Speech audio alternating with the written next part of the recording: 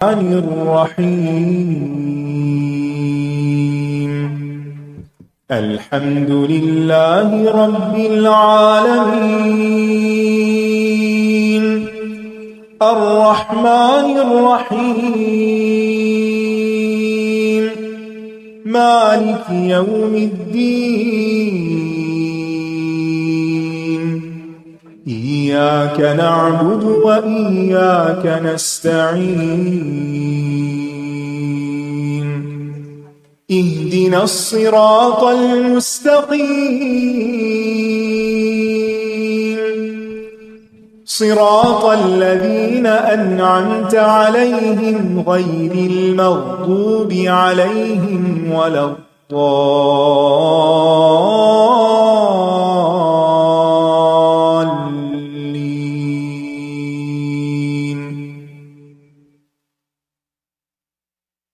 السلام علیکم ورحمۃ اللہ وبرکاتہ. نحمده ونصلی علی رسولہ الکریم، اما بعد فاعوذ باللہ من الشیطان الرجیم. بسم اللہ الرحمن الرحیم. رب اشرح لی صدری ویسر لی امری واحلل عقدۃ من لسانی یفقہوا قولی. وَيَقُولُ الَّذِينَ آمَنُوا لَوْلَا نُزِّلَتْ سُورَةٌ فَإِذَا أُنزِلَتْ سُورَةٌ مُحْكَمَةٌ وَذُكِرَ فِيهَا الْقِتَالُ رَأَيْتَ الَّذِينَ فِي قُلُوبِهِم مَّرَضٌ يَنظُرُونَ إِلَيْكَ نَظَرَ الْمَغْشِيِّ عَلَيْهِ مِنَ الْمَوْتِ فَأَوْلَى لَهُمْ طاعة وقول معروف فإذا عزم الأمر فلو صدقوا الله لكان خيرا لهم.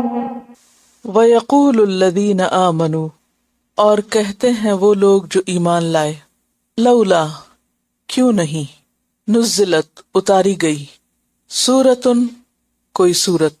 سورتیں تو بہت اتر رہی تھی، یہاں خاص ایسی سورت کی طرف اشارہ ہے جس کے ذریعے انہیں جنگ کی اجازت ملے، قتال کی اجازت ملے، کیونکہ مکہ کے 13 سال ظلم و ستم برداشت کرتے ہوئے اب جب کہ مسلمانوں کو اپنے قدم جمانے کا موقع ملا تو مخلص اہل ایمان کا مطالبہ یہ تھا کہ کیوں نہیں ہمیں ایسا موقع ملتا کہ جس کے ذریعے ہم اس طاقت کا خاتمہ کرتے جو لوگوں کو اللہ کے راستے پر آنے سے روکتی ہے.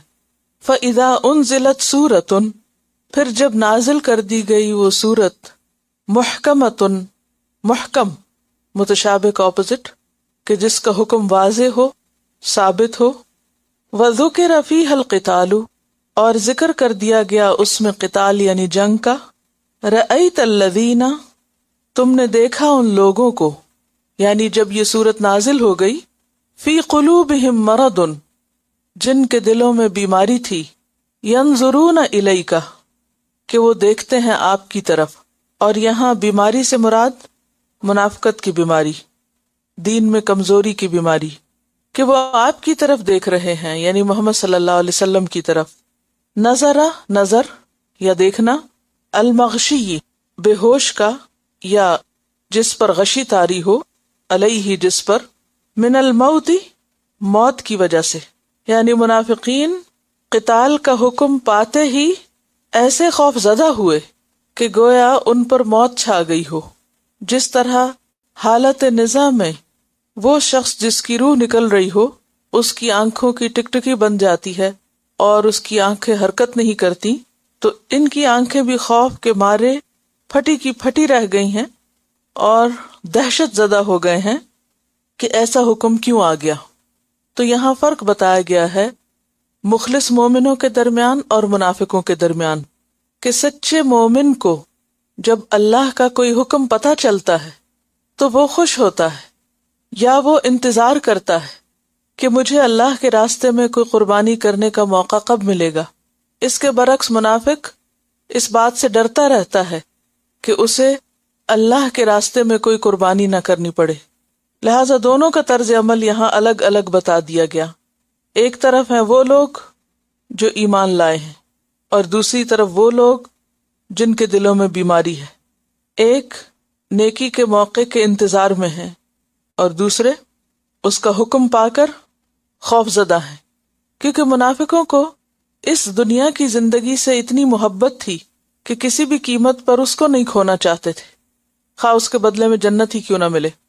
اور یہاں جس چیز سے تشبیہ دی گئی ہے یہ بہت زبردست ہے، یعنی ان کے خوف کی کیفیت کی، کہ جیسے مرنے والے کی آنکھیں جس طرح بند جاتی ہیں یا ٹکٹکی ان کی بند جاتی ہے، اسی طرح ان کا حال ہے۔ کبھی کسی نے کسی مرتے ہوئے شخص کو دیکھا ہے قریب سے؟ یہ کہتی ہیں کہ ان کی بھانجی کا بچہ تھا، 3 بجے سے لے کر 8 بجے تک اس پر موت کی جو بے ہوشی طاری تھی، تو اس نے نظریں نہیں ملائی، اور وہ 9 ماہ کا بچہ، کیونکہ نبی صلی اللہ علیہ وسلم نے موت کی جو بے ہوشی ہے اس کا ذکر کرتے ہوئے فرمایا کہ ان للموت سکرات، کہ موت کی سکرات ہوتی ہیں، اور دعا بھی سکھائی کہ اللہم اعنی علی غمرات الموت و سکرات الموت، کہ موت کی جو بے ہوشی ہے اور موت کی جو سختی ہے وہ بہرحال اپنی جگہ پر ہے۔ تو موت کی کیفیت میں مبتلا شخص جس طرح اپنے آس پاس کی حقیقتوں سے بیگانہ ہو جاتا ہے اور اس پر ایک خاص قسم کی کیفیت طاری ہو جاتی ہے، ان منافقوں کو قرآن کے اندر قتال کا حکم سن کر ایسی ہی بے ہوشی طاری ہو گئی کہ یہ حکم ہمیں ملا کیوں، یعنی شدید قسم کا نیگیٹو ری ایکشن۔ اور غشی کی کیفیت کیا ہوتی ہے؟ جب انسان کی عقل پہ پردہ پڑ جائے اور اس کے حواس کام نہ کریں، یعنی جب چیزیں اس کے بس سے باہر ہو جائیں، ایسا شخص نہ کھڑا ہو سکتا ہے، نہ بات کر سکتا ہے، نہ ہی حرکت کر سکتا ہے۔ اور بے ہوش انسان کب ہوتا ہے؟ جب کسی صدمے سے دوچار ہو، خواہ چوٹ لگے یا کسی بات سے کوئی خوف ہو۔ تو یہاں منافقین کو اس سے تشبیہ دی گئی۔ سورۃ الاحزاب میں بھی آپ نے پڑھا فَإِذَا جَاءَ الْخَوْفُ، کہ جب خوف کا وقت آتا ہے، رَأَيْتَهُمْ يَنظُرُونَ إِلَيْكَ، تم دیکھتے ہو ان کو کہ وہ تمہیں دیکھ رہے ہیں، اور دیکھتے کیسے؟ تَدُورُ أَعْيُنُهُمْ، رول کر رہی ہوتی ہیں ان کی آنکھیں، كَالَّذِي يُغْشَى عَلَيْهِ مِنَ الْمَوْتِ، اس شخص کی طرح جس پہ موت طاری ہو چکی ہو۔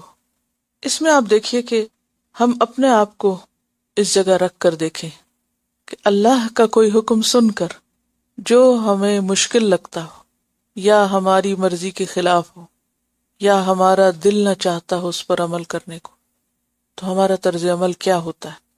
کیونکہ یہاں بے ہوشی سے بھی تشبیہ دی گئی نا، اور پھر بے ہوش شخص جو ہوتا ہے وہ کچھ سمجھتا نہیں ہے، کہ گویا اس نے سنا ہی نہ ہو، جیسے کوئی شوق میں چلا جائے کہ یہ کیا حکم آ گیا، یہ کیا بات ہو گئی، کیونکہ قتال میں ان کو اپنی موت نظر آتی تھی، تو موت سے پہلے ہی وہ مرنے کی کیفیت میں چلے گئے۔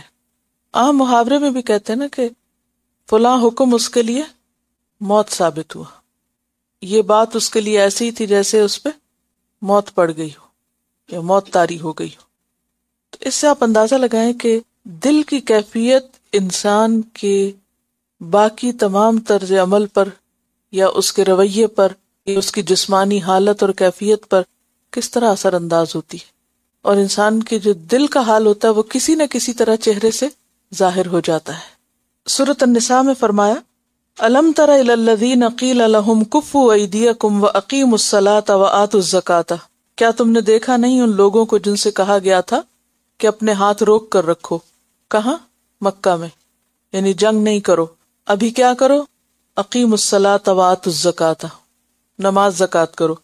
فلما کتب علیہم القتال، جب ان پر قتال فرض کر دیا گیا، اذا فریق منہم یخشون الناس، تو ان میں سے ایک گروہ لوگوں سے ڈرنے لگا، کخشیت اللہ، جس طرح اللہ سے ڈرا جاتا ہے، او اشد خشیہ، یا اس سے بھی بڑھ کے ڈرنا، یعنی لوگوں کا ڈر کہ وہ مار جائیں گے یا نقصان پہنچائیں گے۔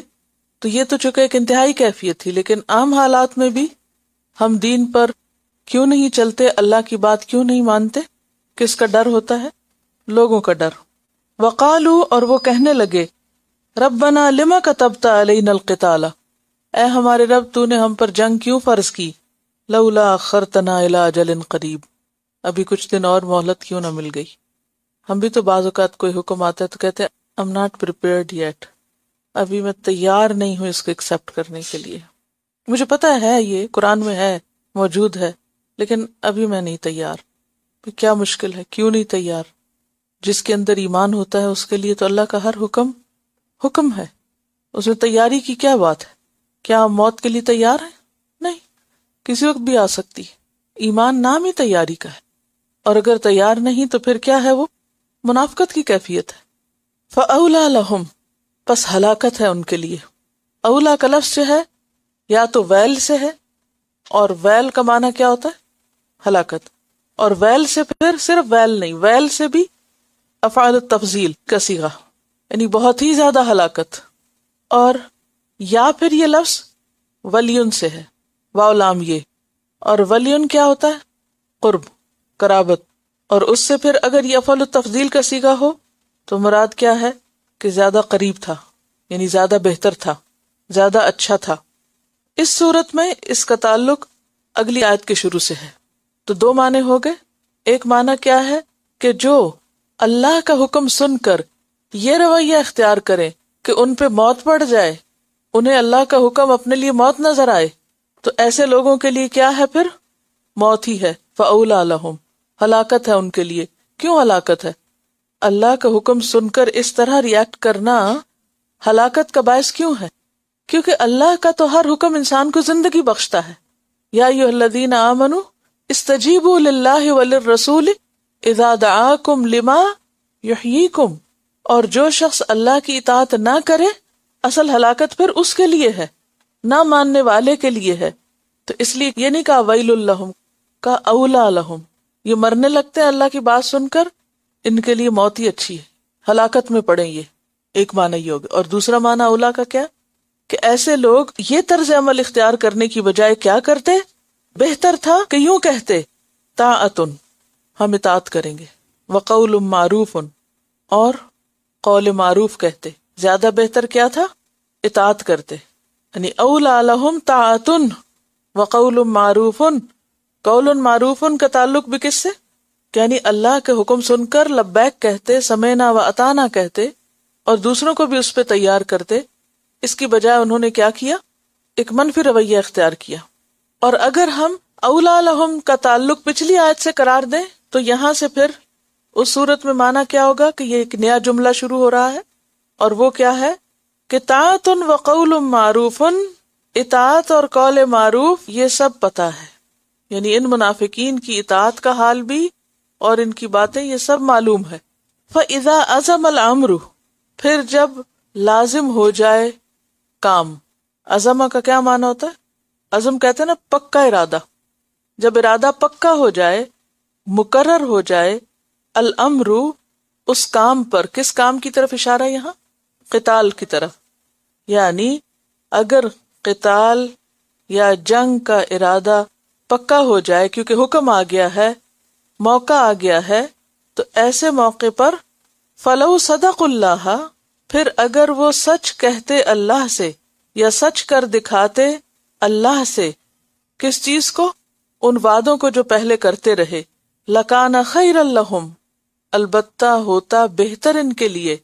کیونکہ جب تک حکم نہیں آیا تھا تو زبانی کلامی یہ بہت بڑی بڑی باتیں کرتے تھے اللہ اور رسول کو خوش کرنے کی، کہ ہم تو تابعدار ہیں اور بہت مخلص ہیں اور بہت فرما بردار ہیں، ہمیں تو جو بھی حکم دیا جائے ہم ماننے کے لیے تیار ہیں. لیکن جب حکم آ گیا تو سب بھاگ گئے. تو کہا کیا جا رہا ہے کہ اس موقع پر جب کہ اب پکا حکم آ گیا، سورت محکم نازل ہو گئی، تو اب ہونا کیا چاہیے تھا کہ پھر اپنے دعووں کو، اپنی باتوں کو اب یہ سچ کر دکھاتے. جو کہا تھا وہ کر کے دکھاتے. یہی صورت ان کے لیے بہتر تھی. فهل عسيتم إن توليتم أن تفسدوا في الأرض وتقطعوا أرحامكم أولئك الذين لعنهم الله فأصمهم وأعمى أبصارهم. فهل عسيتم، پھر کیا تم اندیشہ رکھتے ہو؟ فہل عسیتم کا معنی لعلکم، یعنی شاید کہ تم کے معنوں میں بھی آتا ہے. عصا کا لفظ جو ہے یہ فعل جامد ہے، اور اس کے 3 استعمال ہوتے ہیں، یعنی 3 طرح سے استعمال ہوتا ہے. نمبر 1 فعل ماضی کی شکل میں اور ساتھ ہی فاعل بھی مذکور ہو، جیسے عصا زیدن. نمبر 2 فعل ماضی اور فاعل یا مفعول مذکور نہ ہو، اور نمبر 3 فعل ماضی مفعول مذکور ہو اور فاعل ساتھ نہ ہو. ٹھیک ہے، ایک صورت میں فاعل ہو، دوسری صورت میں فاعل یا مفعول مذکور نہ ہو، اور تیسری میں فاعل ساتھ نہ ہو بلکہ جو مفعول مذکور ہے اس کا ذکر ہو. فہل عصیتم، تو ہو سکتا ہے کہ تم، توقع ہے کہ تم، ان تولیتم، اگر تم حاکم بن جاؤ، یا دوسرا معنی ہے منہ موڑ جاؤ، ان تفسدوا فی الارض، کہ تم فساد کرو گے زمین میں، وتقطعوا ارحامکم، اور تم کاٹو گے رشتہ داریوں کو اپنے. اب یہاں تولیتم کے دو معنی، ایک معنی کیا ہے؟ حاکم بنو، اور دوسرا منہ موڑو. یعنی چونکہ مدنی دور کا آغاز تھا نا، منافق ساتھ شریک ہو گئے تھے، اور اہل ایمان میں سے بھی کچھ ابھی کمزور تھے. جیسے جنگ احد میں بھی کیا ہوا تھا، منافقین کا طریقہ دیکھ کر مخلص مسلمانوں کے دو گروہ بھی ڈاواں ڈول ہونے لگے. سورۃ توبہ میں بھی آپ نے پڑھا کہ تم میں سے ایسے لوگ موجود ہیں جو ان کی باتیں سنتے ہیں اور ان سے انفلوئنس ہو جاتے ہیں. تو چونکہ ابھی مسلمانوں کی پوری تربیت نہیں ہوئی تھی، وہ پختگی نہیں آئی تھی، ابھی استقامت اس طرح کی نصیب نہیں ہوئی تھی، لہذا فرمایا کہ اگر اس صورت میں جب کہ تم اللہ کے احکام پوری طرح قبول کرنے کو تیار نہیں، تو اس حالت میں اگر تمہیں زمین میں کوئی اقتدار دے دیا جائے تو بجائے اس کے کہ تم کچھ فائدہ پہنچاؤ، کیا کرو گے؟ کام خراب کرو گے، زمین میں فساد پھیلاؤ گے اور رشتہ داریوں کو توڑو گے. اور یہ ایک عام جانی بوجھی بات ہے کہ اگر کسی نااہل کے سپرد کوئی ذمہ داری کر دی جائے جبکہ اس کی تربیت پختہ نہ ہوئی ہو تو اس سے فائدے کی بجائے نقصان زیادہ ہوتا ہے. وہ کام بنانے سے زیادہ بگاڑتا ہے. اور اس میں دو چیزیں خاص طور پر، نمبر 1 بگاڑ، اور نمبر 2 تعلقات کی خرابی. اور دوسرا معنی کیا ہے کہ اگر تم اسلام سے منہ موڑ گئے، تولی تم کا دوسرا معنی کیا؟ تم منہ موڑ گئے کس سے؟ دین سے، اسلام سے. تو ایسی صورت میں پھر پلٹ جاؤ گے کس کی طرف؟ دور جاہلیت کی طرف. اور دور جاہلیت میں عربوں کا پیشہ کیا تھا؟ فساد، لوٹ مار، قتل و غارت، بیٹیوں کو زندہ درگور کرنا، قطع رحمی. وَتُقَطِّعُ أَرْحَامَكُمْ، اور اپنی قرابتوں کی بھی پرواہ نہیں کرو گے، رشتوں کی بھی پرواہ نہیں کرو گے. تھوڑی سی مشکل ہیں آیات، لیکن مدنی صورتیں جو ہوتی ہیں ان کے اندر گہرے معنی ہوتے ہیں، کئی معنی بعض اوقات ہوتے ہیں. پہل سے اسم تفضیل اولا بنے تو بہت ہی ہلاکت کا معنی ہے، اور ولی ان کا معنی ہوتا ہے قرب، قریب تر، یعنی بہتر یہ ہے، قریب یہ ہے، یعنی زیادہ اچھا یہ، اجدرو کے معنوں میں. یعنی بہتر تھا کہ یہ منہ موڑنے کی بجائے اطاعت کرتے اور بھلی بات منہ سے نکالتے.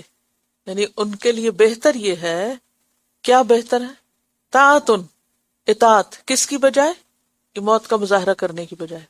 ٹھیک ہے، مراد یہ ہے کہ اس صورت میں جب کہ اہل ایمان کے بیچ میں کچھ تو کمزور ایمان کے لوگ ہیں جن کی دینی حالت ابھی پوری طرح سٹرونگ نہیں، اور کچھ تو ہیں ہی منافق، تو ایک ایسا گروہ جو ابھی کچا پکا ہے اس کو اگر زمین میں حکومت دے دی جائے تو وہ کرے گا کیا؟ اس وقت آپ دیکھ لیجئے امت مسلمہ کا حال ہے نا، حکومتیں بہت سی یا نہیں. تو چونکہ دینی تربیت نہیں ہے پختہ تو نتیجہ کیا ہے؟ یعنی زبان سے تو مسلمان ہیں لیکن عملی طور پر یا وہ ایمان اس طرح دلوں میں نہیں اترا ہوا، تو اس صورت میں ایک نہیں 20 مسلمان حکومتیں ہوتے ہوئے بھی ان کے اپنے حالات کیا ہیں، یا مسلمانوں کے ساتھ یا اپنے ہی رعایا کے ساتھ ان کے سلوک کیا ہیں. اسلام کے نام پر بھی ملک حاصل کر کے پھر اسلام کا حال کیا ہے وہاں. تو کہا یہ جا رہا ہے کہ ایسی صورت میں اگر تمہیں والی بنا دیا جائے تو تم کیا کرو گے؟ توقع ہے کہ پھر تم سے ایکسپیکٹ یہی کیا جاتا ہے کہ تم پھر فساد ہی کرو گے اور رشتے کاٹو گے. دلوں کا حال اللہ ہی بہتر جانتا ہے، لیکن سب کو ہی خطاب کیا جا رہا ہے، سبھی کی طرف اشارہ ہے. کیونکہ اس پکے مومنوں کے ساتھ اگر کچھ بھی فسادی قسم کے لوگ شامل ہو جائیں تو کیا ہوتا ہے؟ اگر میجورٹی ایسے لوگوں کی نہ ہو کہ جو پختہ ایمان والے ہوں تو فساد ہی ہوتا ہے. اور دوسرا معنی کیا ہے کہ اگر تم منہ موڑ جاؤ، یعنی یا تو تمہیں سروائیو کرنا ہے. کیسے؟ اب تم پہ جنگ مسلط ہو رہی ہے تو جواب دینا ہے، دفاع کرنا ہے. اور اگر تم نہیں کرتے تو نتیجہ کیا ہوگا؟ جہاں سے چلے تھے وہیں واپس پہنچ جاؤ گے، سارا شیرازہ بکھر جائے گا. دین سے منہ موڑ جاؤ گے تو کیا کرو گے؟ وہی کرو گے جو دور جاہلیت میں کرتے تھے. کیا کرتے تھے؟ فساد، لوٹ مار. اصل میں پوری صورت کو ذہن میں رکھیں، سچویشن پوری ذہن میں رکھیں، تب معنی سمجھ میں آئیں گے.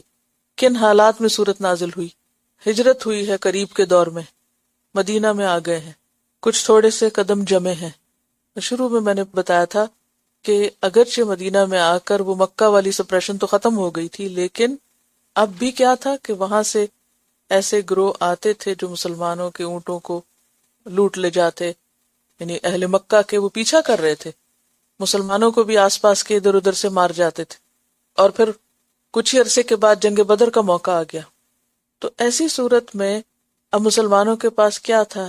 یا تو کم ہونے کے باوجود قدم جما کے لڑیں، دفاع کریں، اپنے آپ کو سنبھالیں، یا پھر میدان جنگ چھوڑ کے بھاگ نکلے.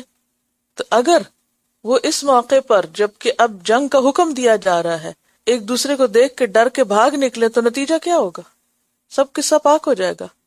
یہاں تک آ کر بھی کیونکہ پوری طرح دین جمع تو نہیں. کیوں آپ صلی اللہ علیہ وسلم نے جنگ بدر میں یہ دعائیں مانگی تھی کہ اللہ اگر یہ چھوٹا سا گروہ تو اس کو کامیابی نہیں دے گا تو پھر یہاں تیری عبادت کرنے والا کوئی نہیں رہے گا. اولئک الذین لعنہم اللہ، ایسے لوگوں پر اللہ نے لعنت کی. کیسے لوگوں پر؟ مفسدون پر، اور رشتوں کو کاٹنے والوں پر، کام بگاڑنے والوں پر. فاصمہم، تو اس نے ان کو بہرا کر دیا. کس سے؟ حق بات سننے سے. واعمی ابصارہم، اور اندھا کر دیا ان کی آنکھوں کو. کس سے؟ ہدایت کے راستے سے. ان کو نظر ہی نہیں آتا کہ انہیں کس طرف جانا ہے اور کیا کرنا ہے. تو بیسیکلی اللہ کی رحمت سے دور کون لوگ ہوتے ہیں؟ جو اللہ کے حکم سے بھاگتے ہیں اور جو اللہ کے حکم کو پوری طرح قبول نہیں کرتے. جب قبول نہیں کرتے تو نتیجہ کیا ہوتا ہے؟ کاموں میں بگاڑ پیدا ہوتا ہے. اور جب کاموں میں بگاڑ پیدا ہوتا ہے تو اجر کی بجائے الٹا اللہ کی رحمت سے دوری ہوتی ہے. اور اس کا بڑا نقصان کیا ہوتا ہے کہ انسان ضد میں آ کر حق بات سننا چھوڑ دیتا ہے، حق کے رستے کو دیکھنا اور حق پر عمل کرنا چھوڑ دیتا ہے. یہ کانسیکوینسز ہوتے ہیں کس بات کے؟ اللہ کا حکم نہ ماننے کے. کریں کیا پھر؟ افلا يتدبرون القرآن ام على قلوب اقفالها. افلا يتدبرون القرآن، کیا پھر وہ قرآن میں غور و فکر نہیں کریں گے؟ سیکوینس بن رہا؟ سمجھ آ رہی؟ الحمدللہ. کیونکہ حل یہی ہے، اللہ کے احکامات جو قرآن میں اللہ نے نازل کیے، کھلے دل سے ان کو قبول کرنا اور ان کو سمجھنا اور ان میں غور و فکر کرنا اور ان کی حکمت کو جاننا، اس کو خوب خوب سمجھنا. ام علی قلوب اقفالها، یا ان کے دلوں پر تالے پڑے ہوئے ہیں جو کھل نہیں رہے، بات سمجھتے نہیں. کیونکہ قرآن ہی دلوں کے تالے کھولتا ہے نا. تالے کو کھولنے کے لیے صرف چابی نہیں چاہیے ہوتی، بعض اوقات تیل بھی لگانا پڑتا ہے. کیونکہ جو تالے بہت عرصے سے بند ہو تو ان کو کیا ہوتا ہے؟ زنگ لگ جاتا ہے. تو دلوں کی جو خرابیاں ہوتی ہیں، دلوں کی جو بیماریاں ہیں، وہ زنگ ہیں. کون سی بیماریاں دلوں کی؟ حسد، نفرت، بغض، کینہ، عداوت، ریاکاری اور پرائیڈ، ایروگنس اور خود پسندی، اور اس طرح کی تمام چیزیں جو ہیں یہ کیا ہیں؟ اقفال. ایک قفل نہیں کہا، اقفال کہا ہے. تالوں پہ تالے چڑھے ہوئے ہیں، بہت سے تالے ہیں، زنگ پہ زنگ ہے. اور ایک ایک آیت کیا کرتی ہے؟ ایک ایک تالا کھولتی ہے. کھلتے کھلتے کھلتے کھلتے کہیں جا کے کھلتے ہیں. اور یہ کب ہوتا ہے؟ جب قرآن میں تدبر ہوتا ہے. اور تدبر کا کیا مطلب ہے؟ تدبر کا لفظ دبر سے. دبر کس کو کہتے ہیں؟ یعنی پیچھا کرنا. تدبر محض ایک دفعہ ترجمہ یاد کرنا یا ایک دفعہ تشریح لکھ لینا یہ نہیں ہوتا. یعنی اس پر پونڈر کرنا اور اس کو لفظ لفظ بھی سمجھنا، پھر آیت آیت سمجھنا، پھر آیتوں کو باہم ساتھ لے کے چلنا، پھر پوری پوری سورت کو سامنے رکھ کے دیکھنا، پھر ایک سورت کو دوسرے کے ساتھ ملا کر دیکھنا، اور پھر ان سب چیزوں کو اپنے حالات کے ساتھ اور ڈے ٹو ڈے لائف کے ساتھ کمپیئر کر کے دیکھنا. پھر جا کے اپنی غلطی سمجھ آتی ہے. پھر انسان اپنے آپ کو اللہ کے حوالے کرتا ہے، آمنا و صدقنا کہتا ہے، پھر تالا کھلتا ہے. پھر ایسے لگتا ہے کہ جیسے اب بات سمجھ میں آئی. اور وہ یقین کی جو کیفیت ہوتی ہے وہ انسان سے عمل کرواتی ہے، خواہ پھر اپنی مرضی کے خلاف کوئی ہو یا کسی کے. پھر انسان کو پرواہ نہیں ہوتی، پھر انسان چل پڑتا ہے. تو افلا یتدبرون القرآن، لیکن منافقین جو تھے ان کے لیے کیا تھا؟ ان کو تو اللہ کا حکم سنتے پہلے سے ہی وہ ایک مینٹل بلاک ہوتا ہے نا، ہم نے نہیں ماننا، ہم نے ماننا ہی نہیں، ہم نہیں مانیں گے. کیونکہ وہ جب کچھ اترتی تھی سورت تو اس وقت ویسے بہت مؤدب بیٹھتے تھے، لیکن سنتے سمجھتے کچھ نہیں. تو باہر نکل کے کیا کہتے تھے، یہ ابھی کیا بات ہوئی تھی، کیا ٹاپک تھا آج کا، کیا مقصد تھا، کیا اترا. یا یہ کہ ان کے دل پہلے سے تنگ ہوتے تھے کہ بہت مشکل ہے، یہ عمل نہیں ہو سکتا، لہذا وہ ناپسند کرتے تھے تو اللہ تعالیٰ ان کا دل اور سخت کر دیتا، تو قرآن کی بات نہیں سمجھ آتی تھی. تو بات یہ کہ افلا یتدبرون القرآن ام علی قلوب اقفالها. اور ویسے اگر دیکھا جائے قرآن پاک کی دیگر آیات کو سامنے رکھ کر تو قرآن اترا ہی اس لیے ہے کہ انسان اس میں غور و فکر کرے. اور پھر آپ دیکھیے کہ عموماً یہ سمجھا جاتا ہے کہ تدبر صرف علماء کا کام ہے، تو ٹھیک ہے پھر علماء کے پاس بیٹھے کہ وہ آپ کو بھی سکھا دے. لیکن یہاں اشارہ کس کی طرف ہے؟ افلا یتدبرون کس کو کہا جا رہا ہے؟ سب کو کہا جا رہا ہے.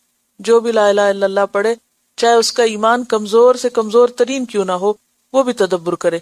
یہاں سبھی شامل ہے نا. کن کی طرف خطاب جا رہا ہے؟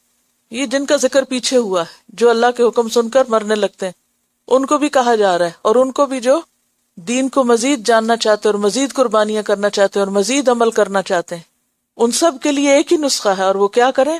قرآن کو تھام کر رکھے. والذین یمسکون بالکتاب. تو افلا یتدبرون القرآن. تو یہ جو ایک بہت بڑی غلط فہمی ہے نا کہ قرآن پہ غور و فکر تو بس صرف خاص لوگوں کا کام ہے، اور عام لوگوں کو اس سے کوئی واسطہ نہیں، اور نہ ان کی ضرورت ہے. عوام کی کیا ضرورت ہے، اور پھر عورتوں کی تو بالکل بھی نہیں.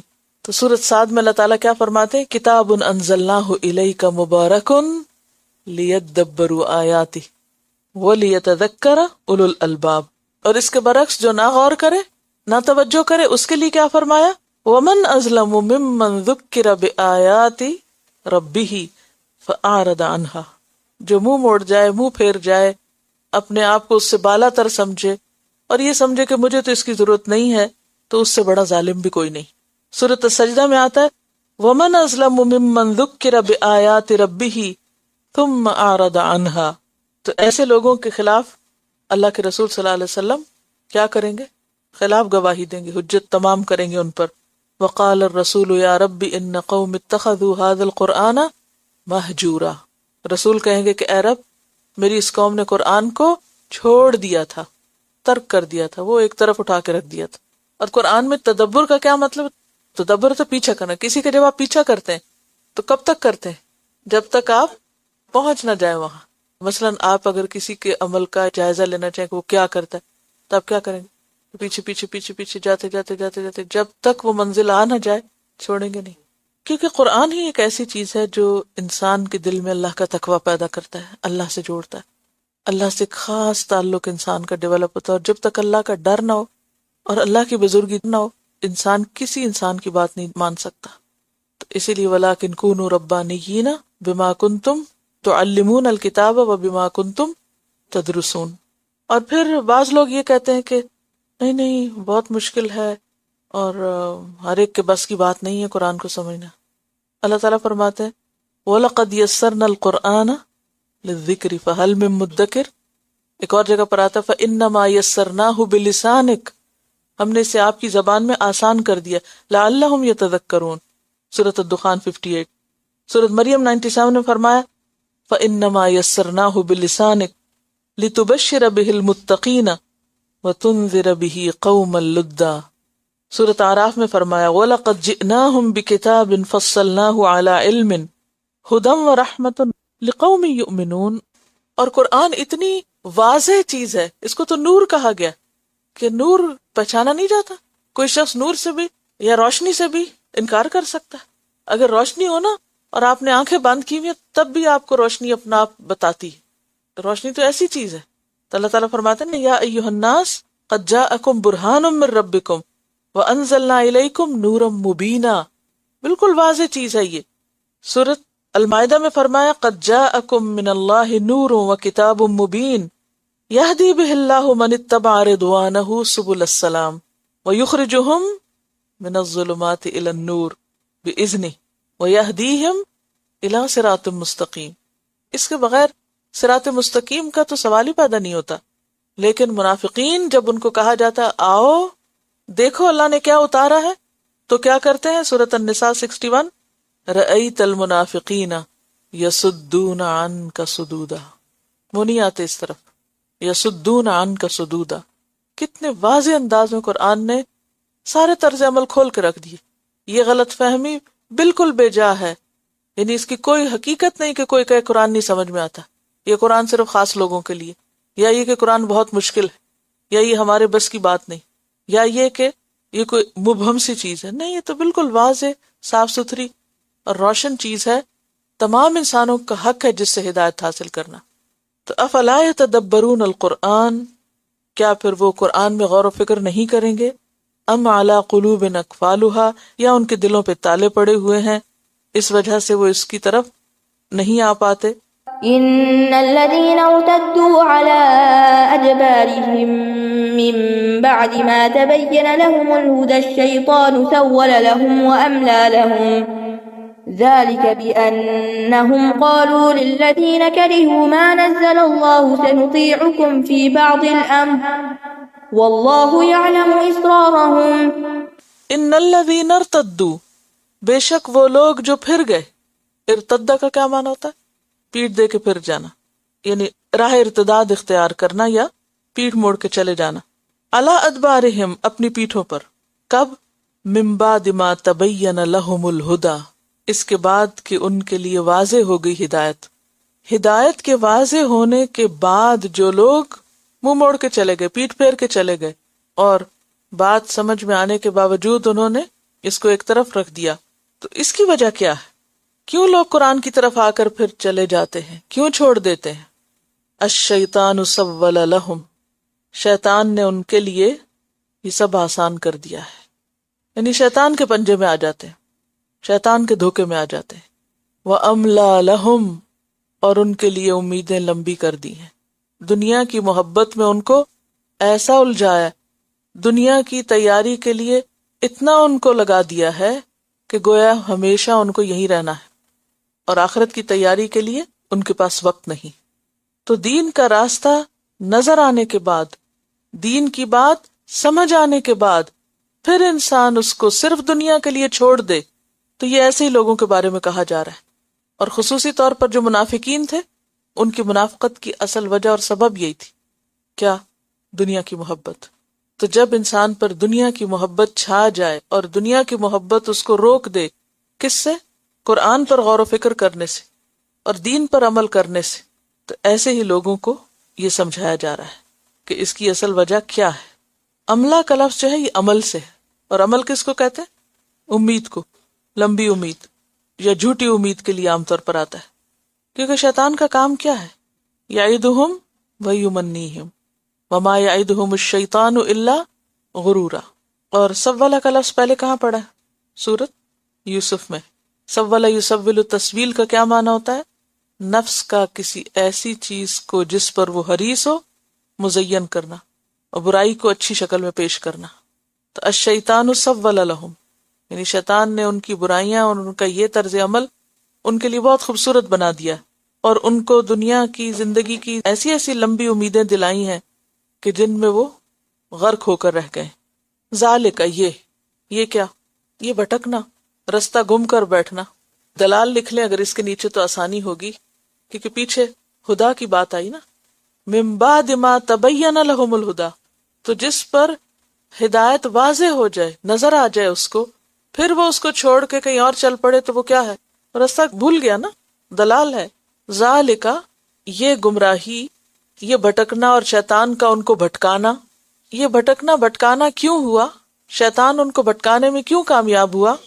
بِأَنَّهُمْ، بوجہ اس کے کہ بے شک وہ، قالو کہتے ہیں، للذین، ان لوگوں سے، کرہو، جنہوں نے ناپسند کیا، کس کو؟ ما نزل اللہ، جو اللہ نے اتارا. سنطیعکم، ان قریب ہم اطاعت کریں گے تمہاری، فی بعض الامر، بعض معاملات میں، واللہ یعلم اسرارہم، اور اللہ جانتا ہے ان کے رازوں کو، چھپی ہوئی باتوں کو. اب کون ہیں کہنے والے؟ منافقین. کس سے؟ للذین کرہوا ما نزل اللہ، مشرکین یا اہل کتاب جو مدینہ میں موجود تھے ان سے کہتے ہیں کہ ٹھیک ہے ہم مسلمان ہیں، لیکن بعض باتیں ہم ان کی نہیں تمہاری مانیں گے. سنطیعکم فی بعض الامر اذا لقوا الذین آمنوا قالوا آمنا واذا خلوا الی شیاطینہم قالوا انا معکم انما نحن مستہزئون. کہ ٹھیک ہے ہم نبی کی مجلس میں جاتے ہیں، ہم ان کی باتیں سنتے ہیں، لیکن کوئی ضروری ہے کہ ہم ساری ان کی باتیں مان لیں؟ اور یہ بھلا کیا بات ہوئی کہ جو وہ کہیں وہ ہم سنیں اور ہم مان لیں؟ تم فکر نہیں کرو، ہم بعض باتیں تمہاری مانیں گے. ڈبل فیس لوگ ہیں نا، دو رخے. ایمان والوں کے پاس آتے ہیں تو بہت ہی عزت ادب کے ساتھ کہ ہم تمہارے وفادار ہیں، اور جب وہاں جاتے ہیں تو کیا کہتے ہیں؟ سب نہیں مانیں گے، ہم تمہارے ساتھ بھی ہیں، کچھ تمہاری بھی مانیں گے. اور ان کا طریقہ کیا تھا؟ دونوں طرف کو راضی رکھنے کی کوشش کرتے تھے. کس لیے؟ ہر ایک سے بنا کے رکھتے تھے تاکہ دونوں طرف کے فائدے اٹھا سکے. لیکن حقیقت میں یہ کس کے تھے؟ پھر مذبذبین بین ذالک، لا الہ ہؤلاء ولا الہ ہؤلاء، نہ ادھر کے تھے نہ ادھر کے تھے. اللہ تعالیٰ فرماتے ہیں واللہ یعلم اسرارہم، ان کی یہ چھپ چھپ کے کی ہوئی ساری باتیں اللہ کو پتہ ہے. یہ باب افعال ہے، یعنی چھپانا ان کا، یعنی چھپ کے کی ہوئی باتیں ان کی، یہ مراد ہے. سورۃ النساء میں بھی آتا ہے وَيَقُولُونَ طَاعَةٌ، آپ کے پاس آ کے کہتے ہیں مطیع فرمان ہے، تابع دار ہے. فَإِذَا بَرَزُوا مِنْ عِنْدِكَ، جب آپ کے پاس سے نکلتے ہیں، بَيَّتَ طَائِفَةٌ مِّنْهُمْ، تو راتوں کو بیٹھ کے مشورے کرتا ہے ایک گروہ ان میں سے، غیر الذی تقول، سوائے اس کے جو آپ کہتے ہیں. آپ کے حکموں کی خلاف ورزی کرنے کے لیے باہر جا کے ڈسکشنز راتوں کو کرتے ہیں. واللہ یکتب ما یبیتون، اللہ لکھ رہا ہے جو بھی وہ راتوں کو بیٹھ کے باتیں کرتے ہیں، مشورے کرتے ہیں، سازشیں کرتے ہیں. فاعرض عنہم، ان سے اعراض برتو. وتوکل علی اللہ، اور اللہ پہ توکل کرو. وکفی باللہ وکیلا، اور کافی ہے اللہ کارساز. سورۃ الحشر آیت 11 میں بھی بہت وضاحت سے یہ بات آتی ہے. الم تر الی الذین نافقوا، تم نے دیکھا ان کو جو منافق ہیں، یقولون لاخوانہم الذین کفروا من اہل الکتاب، کہتے ہیں اپنے ان بھائیوں سے جنہوں نے اہل کتاب میں سے کفر کیا، یعنی یہود سے جا کے کہتے ہیں، لئن اخرجتم، اگر تمہیں نکالا گیا، لنخرجن معکم، ہم بھی مدینے سے نکل جائیں گے تمہارے ساتھ. ولا نطیع فیکم احدا ابدا، تمہارے معاملے میں تو ہم کسی اور کی بات، اور کسی اور سے مراد کون تھا؟ نبی صلی اللہ علیہ وسلم، کبھی بھی نہیں مانیں گے، یعنی ہم تمہارے سچے دوست ہیں. وَإِن قُوتِلْتُمْ، اور اگر تم سے جنگ کی گئی، لَنَنْصُرَنَّكُمْ، تو ہم ضرور تمہاری مدد کریں گے. وَاللَّهُ يَشْهَدُ إِنَّهُمْ لَكَاذِبُونَ، اور اللہ گواہی دیتا ہے کہ یہ بالکل جھوٹے ہیں، ان سے بھی جھوٹ کہہ رہے ہیں جا کے. نہ یہ ان کا ساتھ دیں گے اور نہ یہ تمہارا دیں گے. یہ خود غرض لوگ ہیں، صرف اپنے مفادات جانتے ہیں، اپنی ذات کو نمایاں کرنا جانتے ہیں. جو ان کے اپنے مطلب کی، یہ صرف وہ دیکھیں گے. تو اگر آپ اس آیت کے ساتھ سورۃ الحشر کی آیت نمبر 11 لکھ لیں تو بات بالکل واضح ہو جاتی ہے. یعنی منافقین، الم تر الی الذین نافقوا یقولون، تو قالو کون ہوئے؟ منافقین. اور کس سے کہتے ہیں؟ مشرکین سے تو کہتے ہیں، لیکن اس آیت کی روح سے اہل کتاب میں سے، یہود سے کہتے ہیں.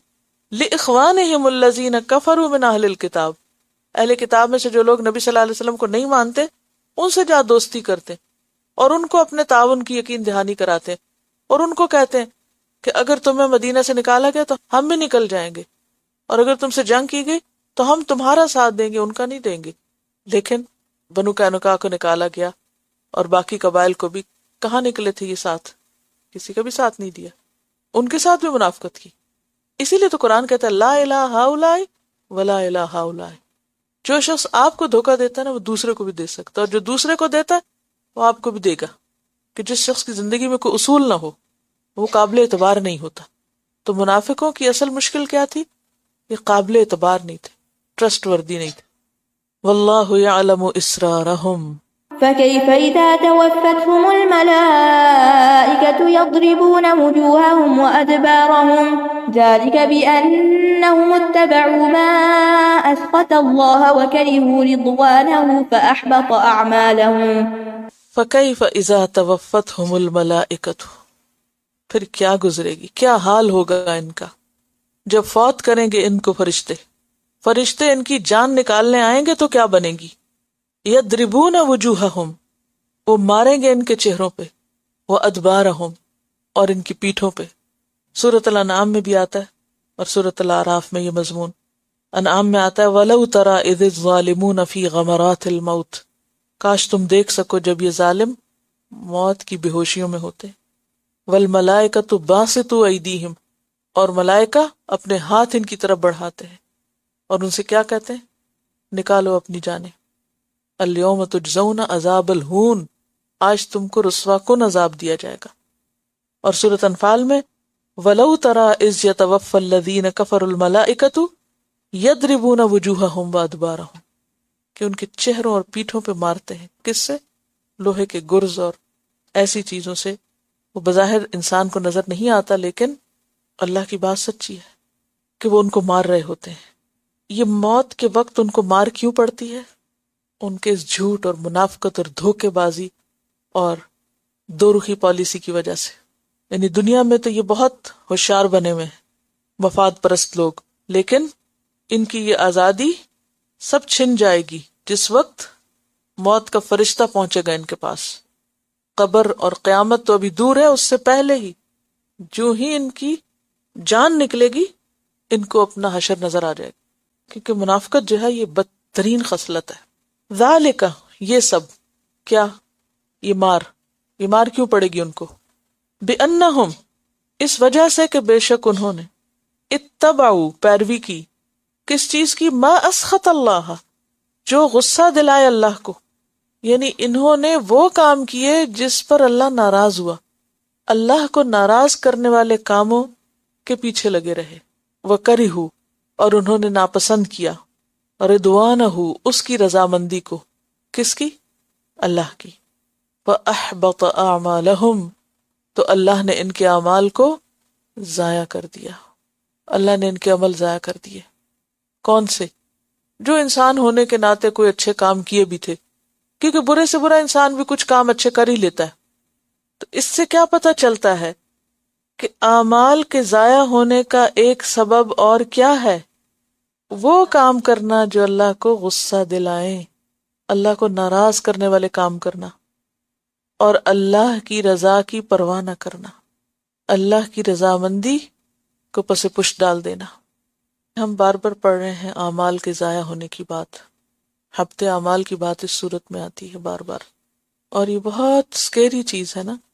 بعض اوقات انسان نیکی کے جذبے سے، کسی کی مدد کرنے کے جذبے سے، کسی اچھے کام کے شوق میں بڑی قربانیاں کرتا ہے، اپنا وقت لگاتا ہے، مال خرچ کرتا ہے، لیکن نتیجہ کیا نکلتا ہے؟ اس کے ساتھ ساتھ وہ کچھ ایسے کام بھی کرتا ہے کہ جس کے نتیجے میں باقی سب کچھ ضائع ہو جاتا ہے۔ نیکی کرنا اگرچہ مشکل ہے، لیکن اس سے زیادہ مشکل اس کی حفاظت ہے۔ بعض اوقات انسان بہت خلوص کے ساتھ ایک بہت اچھا کام کرتا ہے، شیطان تو جل بھن کے رہ جاتا ہے، اچھا یہ شخص یہ میرے ہاتھ سے نکل رہا ہے، اس نے یہ کچھ کر لیا، اب دیکھو میں اس کا کیسے گنواتا ہوں۔ پھر وہ مسلسل اس پہ ورک کرتا ہے، اس کے دل میں آ کے وسوسے ڈالتا ہے، برے برے خیال ڈالتا ہے، پھر اس سے کوئی ایسی باتیں منہ سے نکلواتا ہے یا ایسے عمل کروا دیتا ہے کہ اس سے کیا ہوتا ہے؟ سب کیا دھرا صفا ہو جاتا ہے۔ جیسے لا تبطلوا صدقاتکم بالمن والاذی، کہ انسان صدقہ کرتا ہے اللہ کے راستے میں، اور اس وقت اس کی نیت بھی بڑی اچھی ہوتی ہے، وہ بڑے خشوع و خضوع کے ساتھ بہت کچھ کر لیتا ہے، پھر کیا ہوتا ہے؟ رت بدلتی، حالات بدلتے ہیں، موسم بدلتا ہے، اب جس کو کچھ دیا ہوتا ہے اس کے ساتھ کوئی ناراضگی آ جاتی ہے دل میں، یا اس سے کوئی تکلیف پہنچ جاتی ہے۔ بعض اوقات ایسا ہوتا ہے نا کہ آپ کسی کے ساتھ بھلا کرتے ہیں اور وہ انسان ہے، غلطی ہو گئی، کمزوری ہو گئی، اس سے وہ کوئی گستاخی کر بیٹھتا ہے، اب آپ کو کیا یاد آ جاتا ہے؟ اپنی نیکی، کہ میں نے تو اس کے ساتھ یہ کیا تھا اور اس نے میرے ساتھ کیا کیا۔ اب آپ سے صبر نہیں ہوتا، اب آپ لے کے بیٹھ جاتے ہیں کس کو؟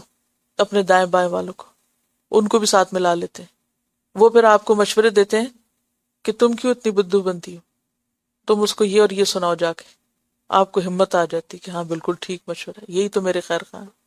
پھر آپ وہ جو شرم کی جھجک کے مارے آپ نے نہیں کہنا تھا کسی کو کچھ، پھر آپ دلیر ہو جاتے ہیں، پھر آپ جا سناتے ہیں دوسرے، سب کیا کرایا ضائع۔ تو برے دوست، بری مجلس اور شیطان کے وسوسے، یہ سارے مل جل کر انسان کے اعمال کو برباد کرنے کے لیے کافی ہو جاتے ہیں۔ بعض اوقات شیطان انسان کا مددگار بن جاتا ہے بہت سے اچھے کام کروانے کو، اس کو خوب اکساتا ہے کہ ٹھیک ہے اور کرو اور کرو، اور اس کی نیت کیا ہوتی ہے کہ جب یہ بہت کچھ کر لے گا تو پھر ایسا کراؤں گا کہ سارا ضائع کرو، کیونکہ دشمن ہے نا، دشمن کیا چاہتا ہے کیسے مارے، بہت تھکا کے۔ تو یہ شیطان دشمن جو ہے یہ انسان کو اتنی آسانی سے نہیں چھوڑتا، وہ ہر حال میں اپنا کام کر کے رہتا ہے، الا یہ کہ واقعی کسی کے ساتھ اللہ کی مدد ہو اور اللہ کے ڈر سے انسان اپنی زبان کو بھی پکڑ کے رکھے اور اپنے اعمال کے اوپر نظر رکھے اور حفاظت کرے، اور ان سارے اعمال کی تفصیل ہم کو پتہ ہونی چاہیے کہ جو ہماری نیکیوں کو ضائع کرنے والے ہیں، کہ وہ کیا کیا چیزیں ہیں جو نیکیاں برباد کر دیتی ہیں۔ یہ ایسے ہی نا کہ آپ پورا کھانا تیار کر لیں اور پھر غفلت میں پڑ جائیں اور وہ جل جائے اور کسی کے کھانے کے قابل نہ رہے۔ آپ ایک قیمتی کپڑا خریدیں اور لاپرواہی میں استری کریں اور اسے جلا کے رکھ دیں، پہننے کے قابل نہ رہے۔ یہ بہت ساری چیزیں زندگی میں ایسی ہوتی ہیں کہ جس میں انسان بہت ذوق شوق شور شرابے ہنگامے کے ساتھ ایک اچھی چیز کو کرتا ہے، ہمت کر کے اور بڑی قربانی کر کے، اور پھر ایک چیز مرضی یا نفس کے خلاف ہو جاتی، سب اپنے ہی ہاتھوں تباہی کر کے رکھ دیتا ہے۔ بعض اوقات غفلت ہوتی ہے، سستی ہوتی ہے، غصہ ہوتا ہے، نفرت ہوتی ہے، یہ ساری چیزیں مل کر انسان کو الٹے رستے پہ لگا دیتی۔ تو اللہ تعالیٰ فرماتے ہیں وَقَدِمْنَا إِلَى مَا عَمِلُوا مِنْ عَمَلٍ فَجَعَلْنَاهُ هَبَاءً مَنْثُورًا۔ تو جو لوگ اللہ کو ناراض کرتے ہیں نا، تو اللہ تعالیٰ پھر کیا کرتے ہیں، ان کے اعمال کو ہباء منصورا، ریت بنا کے اڑا دیتے ہیں۔ أم حسب الذين في قلوبهم مرض أن لن يخرج الله أضغانهم ام حسب الذین فی قلوبہم مرض، کیا سمجھ رکھا ہے ان لوگوں نے جن کے دلوں میں کوئی مرض ہے، ان لن یخرج اللہ اضغانہم، کہ اللہ ہرگز نہ نکالے گا ان کے کینے۔ یہ اللہ کا طریقہ نہیں، اللہ مختلف طریقوں سے بندوں کے اندر کے حال باہر لے آتا ہے، اندر کی کیفیات باہر نکال دیتا ہے۔ یہ منافقین کیا سمجھتے ہیں کہ اللہ ان کے دلوں کی باتیں کھول نہ دے گا، ان کے اندر کی کیفیت ظاہر نہ ہوگی، اللہ ان کے کینے، ان کی نفرتیں دین کے خلاف، دین والوں کے خلاف نکال کے باہر نہ لائے گا؟ کیا وہ ظاہر نہ ہوں گی؟ وہ ظاہر کر دے گا۔ کتنی سکیری بات ہے۔ بعض اوقات انسان دوسرے کو دھوکہ دیتا ہے، دل میں کچھ ہوتا ہے، زبان پہ کچھ ہوتا ہے، اندر کچھ ہوتا ہے، باہر کچھ ہوتا ہے، اور وہ سمجھتا ہے میں بہت سمارٹ ہوں، میں تو کسی کو ہوا نہیں لگنے دیتا کہ میں کیا سوچتا ہوں کسی کے خلاف، یا کیا کیا پلان کرتا ہوں۔ لیکن ہوتا کیا ہے، اللہ تعالیٰ ایسے اسباب پیدا کر دیتا ہے، بندے کو اس طرح لا گھیرتا ہے کہ جو دل میں تو منہ پہ آ جاتا ہے، نکل آتا ہے، باہر آ جاتا ہے۔ اور خاص طور پر کب؟ جب مرضی کے خلاف حالات ہو، مرضی کے خلاف کوئی چیز سامنے آئے۔ اس لیے انسان کو دنیا اور آخرت کی رسوائی سے، شرمندگی سے بچنے کے لیے کیا کرنا چاہیے؟ دلوں کی صفائی پہ توجہ کرنی چاہیے۔ لوگوں کے خلاف، دین کے کسی بھی چیز کے خلاف اگر دل میں نفرت ہے نا، اس کو نکالنے کی فکر کریں، اسے دھونے کی فکر کریں۔ جب دل سے نکل جائے گی تو پھر جتنا بھی کوئی آپ کو کھنگالے، ہلائے، جلائے، کیا نکلے گا باہر؟ جب ہے ہی نہیں اندر نفرت تو نکلے گی کہاں سے؟ جب آپ کے دل میں خیر ہی خیر ہے دوسروں کے لیے تو وہ خیر ہی پھوٹے گی، وہ زبان سے بھی پھوٹے گی، وہ رویے سے بھی، وہ ہر طریقے سے۔ اگر آپ سنسیئر ہیں تو سنسیریٹی سامنے نکل کے آئے گی، لیکن اگر اندر خرابی ہے تو وہ ون وے اور دی ادر نکل آئے گی، کیونکہ انسان ذرا سا غافل ہوتا ہے تو اس کے منہ سے ایسی ایسی باتیں سلپ ہو جاتی ہیں کہ جس سے سب حقیقت سمجھ آ جاتی، یا طرز عمل سے، یا معاملے سے، یا رویے سے، یا سامنے، یا پیٹھ پیچھے، غیبت سے، کہیں نہ کہیں سے وہ لیک ہو جاتا ہے۔ تو آپ انداز دیکھیں، اللہ تعالیٰ فرماتے ہیں ام حسب الذین فی قلوبہم مرض، کیا سمجھ رکھا ہے ان لوگوں نے جن کے دلوں میں بیماری ہے، منافقت بھری ہوئی ہے، اور وہی بیماریاں جو دلوں کے تالے بنے ہوئے ہیں، حسد ہے، نفرت ہے، بغض ہے، کینہ ہے، ریاکاری ہے۔ اللہ یخرج اللہ اضغانہم، اللہ باہر نہیں نکالے گا ان کے یہ سارے کینے، کیا وہ ظاہر نہیں کرے گا؟ اضغان کا لفظ جو ہے نا، یہ زغن سے، ضاد غین نون، چھپے وہ کینے کو کہتے ہیں۔ اور کینہ کیا ہوتا ہے؟ ایسی ناراضگی جس کو انسان دل سے نہ نکالے، چھپی ہوئی ناراضگی جو اندر ہو گئی۔ بعض اوقات ایسا ہوتا ہے نا کہ کسی کے لیے اندر کوئی ناراضگی ہے، یا نفرت ہے، یا حسد ہے، یا کوئی بھی بری فیلنگ ہے، اب کیا ہو رہا ہے؟ اوپر سے چھپایا جا رہا ہے مختلف طریقوں سے، لیکن کیا وہ چھپتا ہے؟ کہیں نہ کہیں سے آ کر راز کھل جاتا ہے نا۔ کہ کون کس کے لیے کیا ہے. اسی طرح اگر کسی کے لیے دل میں محبت ہے تو وہ چھپتی نہیں، وہ کہیں نہ کہیں والہانہ انداز میں انسان اظہار کرتا ہے. تو یہ ایک ایسی کیفیت ہے کہ انسان کو ڈرنے کا مقام ہے. اور جب کسی کے بھی دل کا راز اس کے عمل کے خلاف کھل کے سامنے آتا ہے تو اس سے بڑی رسوائی کوئی نہیں ہوتی. منافقین جو انتہائی جھوٹے تھے، ہر وقت دعوے کرتے تھے ہم دین کے بڑے دوست ہیں اور ہم بڑے ایماندار ہیں اور ہمیں اللہ رسول سے محبت ہے، جو ہی کوئی ایسا وقت آتا کہ جب ان کا امتحان ہوتا سب فیل ہو جاتے. اللہ تعالیٰ اہل ایمان کو بھی کہتے ہیں ما کان اللہ لیذر المؤمنین علی ما انتم علیہ، اللہ اہل ایمان کو اس حال میں تھوڑی چھوڑے گا حتی یمیز الخبیث من الطیب، یہاں تک کہ خبیث کو طیب سے الگ کر کے رکھ دے. وما کان اللہ لیطلعکم علی الغیب. اور اس میں آپ دیکھیں کہ اللہ تعالیٰ کس طرح منافقین کو سمجھا رہے ہیں، کس حربے سے، کس طریقے سے. آپ دیکھیں کہ اگر کوئی انسان بھی آپ کو آ کے کہے کہ کیا تم سمجھتے ہو کہ تمہارے دل کا حال مجھے نہیں معلوم، تم مجھ سے چھپا سکتے ہو اپنے دل کا راز. عام طور پہ مائیں بچوں کو کہتے ہیں کہ بہت جانتے ہوتے ہیں ہم ان کو، تم مجھ سے چھپاتے، مجھے پتا ہے تم کیا سوچ رہے. ٹھیک ہے، وہ غیب کا علم جاننے کا دعویٰ نہیں ہوتا مگر انداز سے پتہ چل جاتا نا. تو اگر آپ کے ماں باپ نے کبھی آپ کو کہا تو کیسے ڈرے ہوں گے آپ کہ یہ کیا کہہ رہے ہیں. کہاں یہ کہ اللہ رب العزت کہہ رہا ہے، پھر بھی ٹس سے ماس نہیں ہوتے، پھر بھی ان کو ڈر نہیں لگتا کیونکہ بات سمجھ ہی نہیں آتی نا ان کو کہ اللہ کی طاقت ہے کیا. ام حسب الذین فی قلوبہم مرض ان لن یخرج اللہ اضغانہم، وہ نکل کے آئیں گے سامنے. منافقین کی مشکل کیا تھی؟ ٹھیک ہے ان کو دنیا سے محبت تھی، وہ اپنی دنیا میں مصروف تھے اور اس وجہ سے ان کو دین کے لیے قربانی اچھی نہیں لگتی تھی، وہ تو ایک پہلو تھا. لیکن دوسرا کیا ممکنہ پہلو ہے کہ جس کی وجہ سے وہ یہ تمام کام کرتے تھے؟ یعنی وہ کینے اور حسد اور بغض کس چیز کے؟ کسی سے بھی حسد کیوں ہوتا ہے؟ کسی سے بھی بغض کیوں ہوتا ہے؟ کب ہوتا ہے؟ اور ان کو مسلمانوں سے کیا بغض تھا؟ نبی صلی اللہ علیہ وسلم سے کیا حسد تھا؟ ان منافقین کا جو سردار تھا وہ عبداللہ بن ابی تھا، اور نبی صلی اللہ علیہ وسلم کے مدینہ آنے سے پہلے تیاریاں ہو رہی تھی عبداللہ بن ابی کی رسم تاج پوشی کی، کیونکہ یہ دو بڑے گروہ تھے اوس اور خزرج جو آپس میں لڑ کے مر رہے تھے. تو انہوں نے سوچا کہ اس طرح تمہاری نسلیں ختم ہو جائیں گی، بہتر یہ ہے کہ ہم ان جھگڑوں کو ختم کریں اور اپنی ایک حکومت قائم کریں اور اپنا ایک متفقہ سردار مقرر کر لیں. اس کے لیے عبداللہ بن ابی کا نام سجیسٹ ہوا اور وہ تیاری ہو رہی تھی. تو اتنے میں نبی صلی اللہ علیہ وسلم آگے سارے لوگ آپ کی طرف متوجہ ہو گئے اور عبداللہ بن ابی کو کوئی پوچھنے والا نہیں رہا. تو اس چیز نے اس کو بہت غم میں مبتلا کر دیا کہ میری تو سرداری گئی. بات وہی پھر پرائیڈ کی ہے نا اور بڑائی کی ہے کہ اس کو یہ محسوس ہوا کہ لوگ اب مجھے وہ اہمیت نہیں دیتے جو محمد صلی اللہ علیہ وسلم کو دیتے ہیں. تو اس نے اپنے گرد اپنے دکھوں کو بلانے کے لیے اپنے ہمدردوں کا ایک ٹولہ اکٹھا کر لیا تھا اور جو اس کو سپورٹ کرتے رہتے تھے.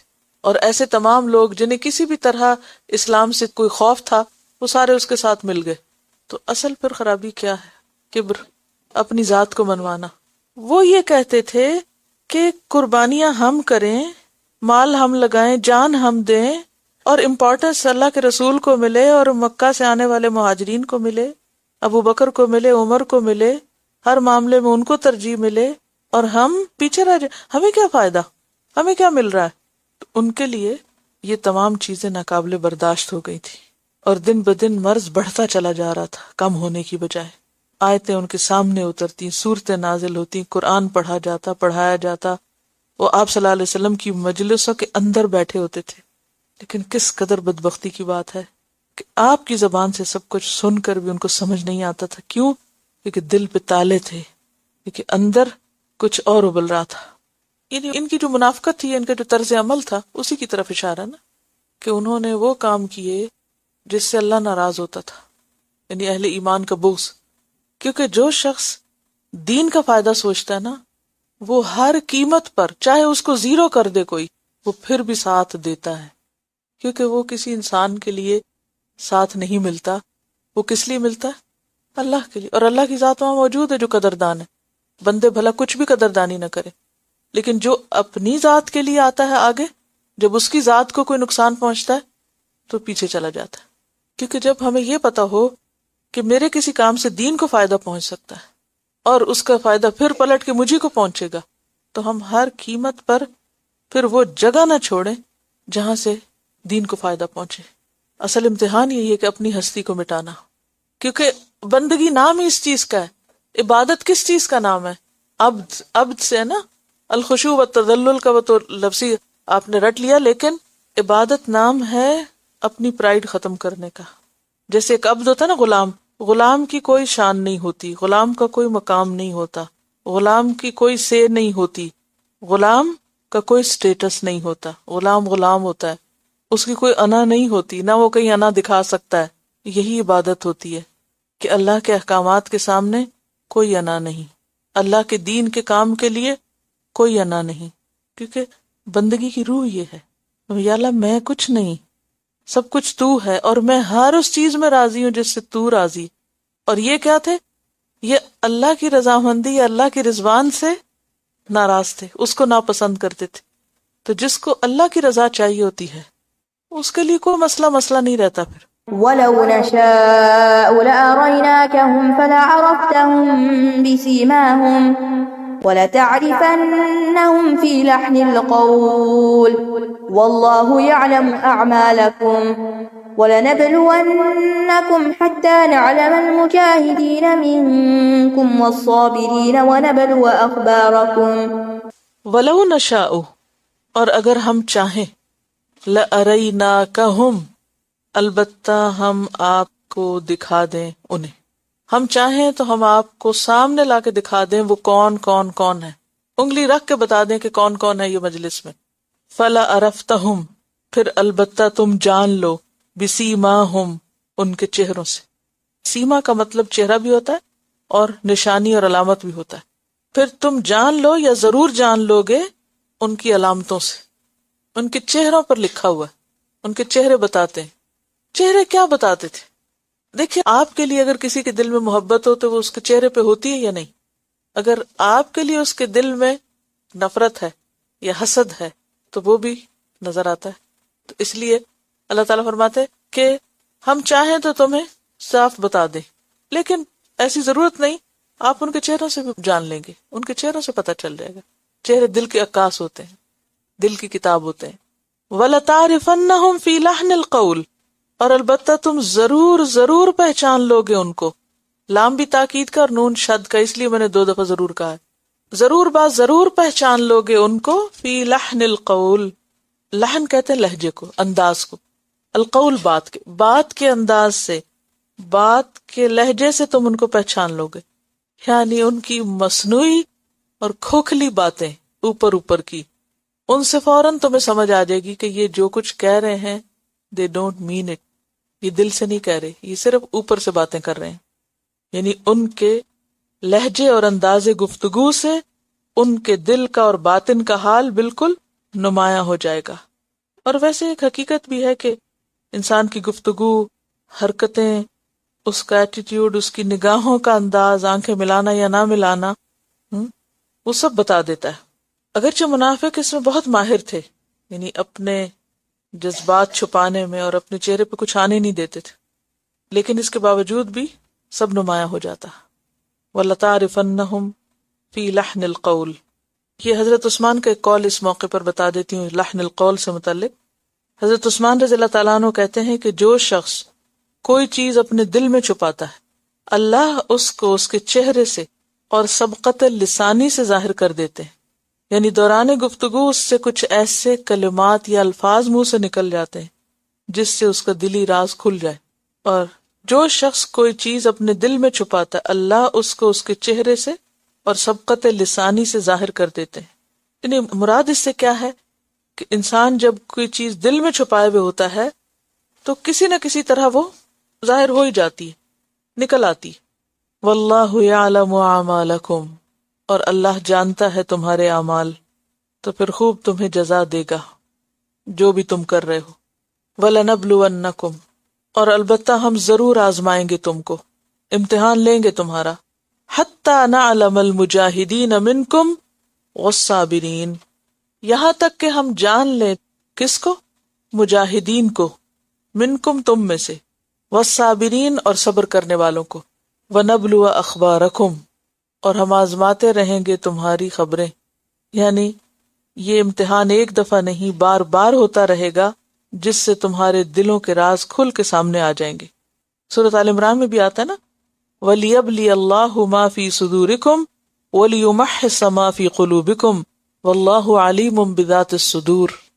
اللہ چونکہ دلوں کے حال جانتا ہے، لہٰذا اللہ تعالیٰ انسان کو ایسی سچویشنز میں ڈالتا ہے کہ بندہ وہاں ٹریپ ہو کے خود ہی کھل جاتا ہے۔ منافقین کیسے کھلتے تھے؟ ہر کچھ عرصے کے بعد جنگ کی دعوت ہوتی، اب وہ جو ہی اعلان جنگ ہوتا تھا تو ان کے اوپر موت پڑ جاتی تھی، اب پھر ایک اور امتحان آ گیا، ایک اور کام آ گیا، ایک اور مصیبت پڑ گئی، تو فوراً ایک کے بعد ایک آزمائش نے ان کو کھول کے رکھ دیا۔ پھر آخر کار سب سے زیادہ کس میں کھل گئے تھے؟ کون سی جنگ میں؟ جنگ تبوک میں۔ اور اس سورت کو تو سورت توبہ کے علاوہ الفاتحہ بھی کہا جاتا ہے کہ ان کے حالات کھولنے والی، ان کو رسوا کرنے والی۔ إن الذين كفروا وصدوا عن سبيل الله وشاقوا الرسول من بعد ما تبين لهم الهدى لن يضروا الله شيئا وسيحبط أعمالهم يا أيها الذين آمنوا أطيعوا الله وأطيعوا الرسول ولا تبطلوا أعمالكم إن الذين كفروا وصدوا عن سبيل الله ثم ماتوا وهم كفار فلن يغفر الله لهم۔ ان الذين كفروا، بے شک وہ لوگ جنہوں نے کفر کیا، وصدوا عن سبیل اللہ، اور انہوں نے اللہ کے راستے سے روکا، اشارہ مدینہ کے اہل کتاب کی طرف، وشاقوا الرسول، اور مخالفت کی رسول کی۔ شاقو کا لفظ کس سے ہے؟ شق سے۔ شق کس کو کہتے ہیں؟ ٹکڑے ٹکڑے ہونا۔ شق القمر، جس میں چاند ٹوٹ کے دو حصے ہو گیا تھا، تو شاق الرسول یعنی رسول کی مخالفت کی، رسول سے پھٹ کے الگ ہو گئے اور پھر آپ کے مخالف ہو گئے۔ من بعد ما تبین لهم الہدی، اس کے بعد کہ ہدایت ان کے لیے واضح ہو گئی۔ منافقین کی طرف اشارہ ہے بنیادی طور پر۔ لن یضر اللہ شیئا، ہرگز نہیں نقصان دے سکتے اللہ کو کچھ بھی۔ عام طور پر انسان ڈرتا ہے کس سے؟ مخالفت سے، یا نہیں کہ مجھے کوئی اپوز کرے، لیکن بات یہ ہے کہ آج تک مخالفتوں سے دین کا کام نہیں رکا کبھی، اگر وہ خلوص کے ساتھ کیا جا رہا ہو۔ ہاں اگر خلوص نہ ہو تو پھر تو کچھ بھی قبول نہیں نا۔ قوم نوح برباد ہوئی اپنے پیغمبر کا مقابلہ کرتے ہوئے، کون بچے؟ میجورٹی یا مائنورٹی؟ قوم عاد، قوم سمود، پوری تاریخ بتاتی خود محمد صلی اللہ علیہ وسلم کی کیسی کیسی مخالفتیں نہیں ہوئی، کتنی بار تو آپ پر قاتلانہ حملہ ہوا، کوئی آپ کا بال بیکا نہیں کر سکا۔ تو بات یہ ہے کہ یہ جو دھمکی دی جاتی ہے نا کہ ہم آپ کے خلاف ہو جائیں گے، ہم آپ کو چھوڑ دیں گے، ہم آپ کو نقصان دیں گے، یہ چیزیں اللہ کے دین کو نہیں نقصان دیتی، کیونکہ اللہ کا دین شروع زمانے سے آج تک باقی ہے، چاہے وہ تھوڑے لوگوں میں ہو، لیکن اس کو کوئی مٹا نہیں سکا۔ وہ کہتے ہیں نا کہ پھونکوں سے یہ چراغ بجھایا نہ جائے گا۔ وہ کہتے ہیں تندی باد مخالف سے نہ گھبرائے عقاب، یہ تو چلتی ہے تجھے اونچا اڑانے کے لیے۔ مخالفتیں انسان کو اور مضبوط کرتی، یعنی دو نتیجے نکلتے ہیں مخالفت کے۔ ایک یہ ہوتا ہے کہ انسان اس سے اور زیادہ پختہ ہو جاتا ہے، اور زیادہ اسٹرانگ ہو جاتا ہے، اور دوسرا کیا ہوتا ہے کہ انسان بیٹھ جاتا ہے۔ مضبوط کون ہوتا ہے؟ پختہ کون ہوتا ہے؟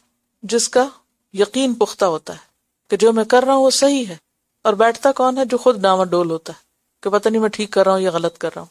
تو ان الذین کفروا وصدوا عن سبیل اللہ وشاقوا الرسول، انہوں نے خود کفر کیا، دوسروں کو اللہ کے راستے سے روکا، اور کھل کے رسول کی مخالفت کی، اس کے بعد کہ ان کے لیے ہدایت واضح ہو چکی تھی۔ لن یضر اللہ شیئا، اللہ کو ہرگز بھی نقصان نہیں دے سکتے۔ وسیحبط اعمالہم، اپنا ہی نقصان کریں گے۔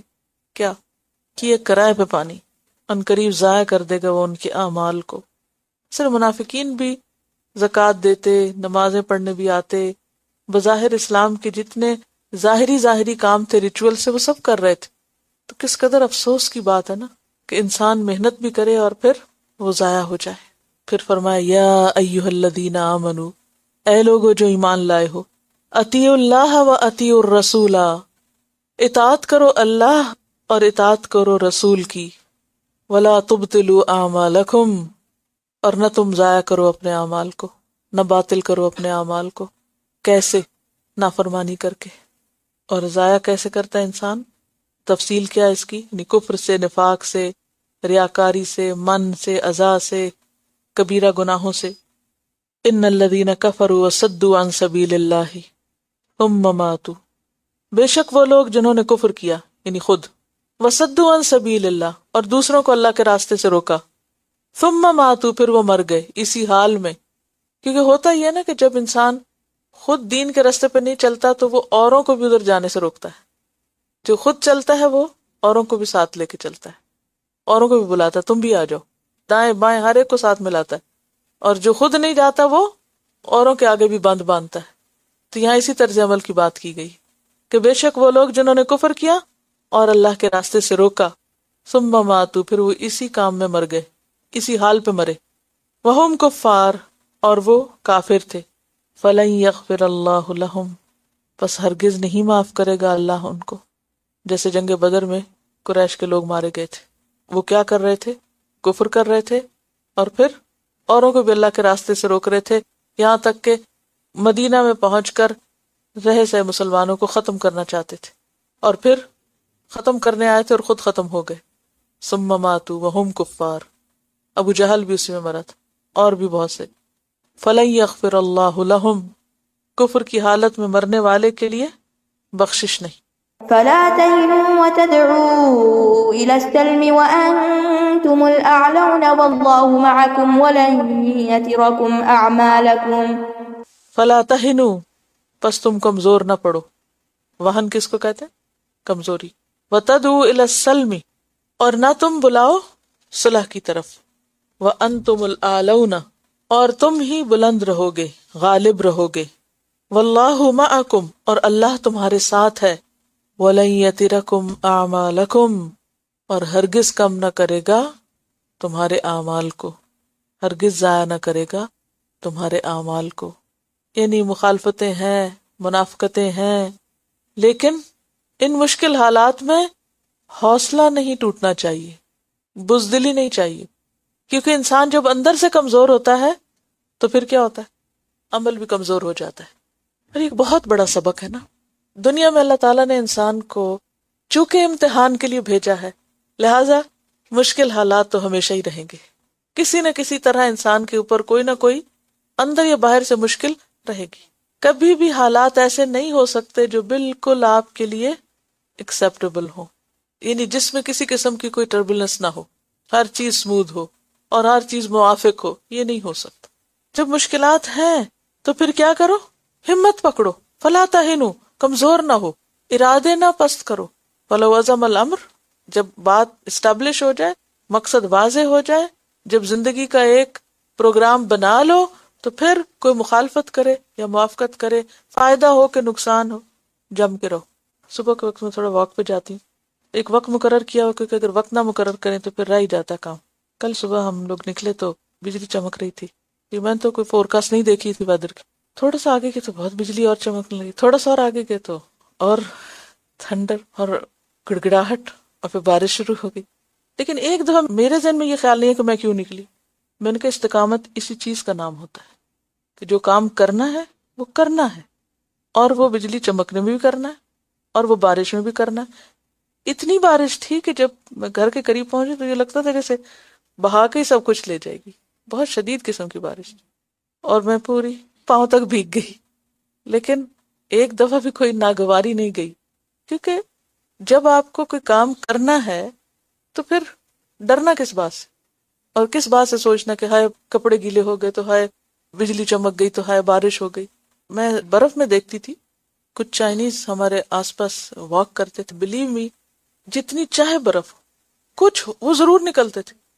تو ان کو دیکھ کے مجھے یہ آتا تھا کہ ڈٹرمنیشن اسی چیز کا نام، کچھ بھی اور وہ مس کر جائیں. اور ہمارا حال کیا ہوتا ہے؟ اچھا آج یہ ہو گیا، چلو آج چھٹی کر لیتے ہیں، آج یہ مسئلہ ہو گیا، آج کام نہیں کرتے، آج آرام کرتے ہیں. تو بات یہ ہے کہ کس دن حالات بالکل موافق ہوں گے. اگر آپ نے کام نہیں کرنا نا، ہر روز ایک آپ کو جینوئن ریزن مل جائے گی کام نہ کرنے کی، ہر روز 1001 بہانے ہو سکتے ہیں. لیکن جو چیزیں آپ سمجھتے ہیں کہ آپ کے لیے ضروری ہیں، ٹھیک ہے، ہر چیز تو اتنی درجے کی ضروری نہیں، لیکن کچھ چیزیں ایسی ہوتی ہیں کہ جو آپ کے لیے فرض کے درجے میں ہے. مثلا نماز پڑھنا فرض کے درجے میں. آپ کا کیا خیال ہے، آپ فارغ ہوتے ہیں تو جب نماز پڑھیں؟ اگر آپ فراغت کو دیکھیں تو شاید کوئی بھی ایک نماز نہ پڑھ سکے، کیونکہ ہر وقت ہمیں کوئی نہ کوئی کام ہوتا ہے، اور کچھ نہیں تو آرام ہوتا ہے. تو بات یہ ہے کہ یہاں بھی کیا کہا جا رہا ہے کہ یہ ساری مشکلات تو ہوں گی، منافقتیں بھی ہوں گی اور مخالفتیں بھی ہوں گی اور اللہ کے راستے سے روکنے والے بھی ہوں گے، لیکن تمہیں کیا کرنا ہے؟ فلا تہنوا، دل نہیں چھوڑنا، کمزور نہیں پڑنا. وتدعوا الی السلم، اور ان مخصوص حالات کے مطابق پھر سمجھوتے نہیں کرنے، کیونکہ مسلمان جو تھے وہ ابھی کمزور حالت میں تھے. تو اہل مکہ جو کہ بار بار چڑھائی کر رہے تھے، تو عموماً یہ ہوتا ہے نا جب ایک ملک دوسرے کے اوپر یعنی کہ جنگ مسلط کرتا ہے تو دوسرے عام طور پر جنگ سے بچنے کے لیے بعض اوقات کیا کرتے ہیں؟ کمپرومائز کر لیتے. وہ نہیں کرنا. وَأَنْتُمُ الْأَعْلَوْنَ، اور تم ہی غالب رہو گے، بلند مرتبہ ہوگے. وَاللَّهُ مَعَكُمْ، اور اللہ تمہارے ساتھ ہے. سورۃ النحل میں بھی آتا ہے نا، ان اللہ مع الذین اتقوا، بے شک اللہ ان لوگوں کے ساتھ ہے جو تقوی اختیار کریں. والذین هم محسنون، اور وہ جو محسن ہوتے ہیں اللہ ان کے ساتھ ہوتا ہے. تو اگر ہم چاہتے ہیں کہ اللہ ہمارے ساتھ ہو تو ایک اللہ کا ڈر اور دوسرے احسان کی روش، ہر ایک کے ساتھ اچھا، تو اللہ کی غیبی مدد آئے گی.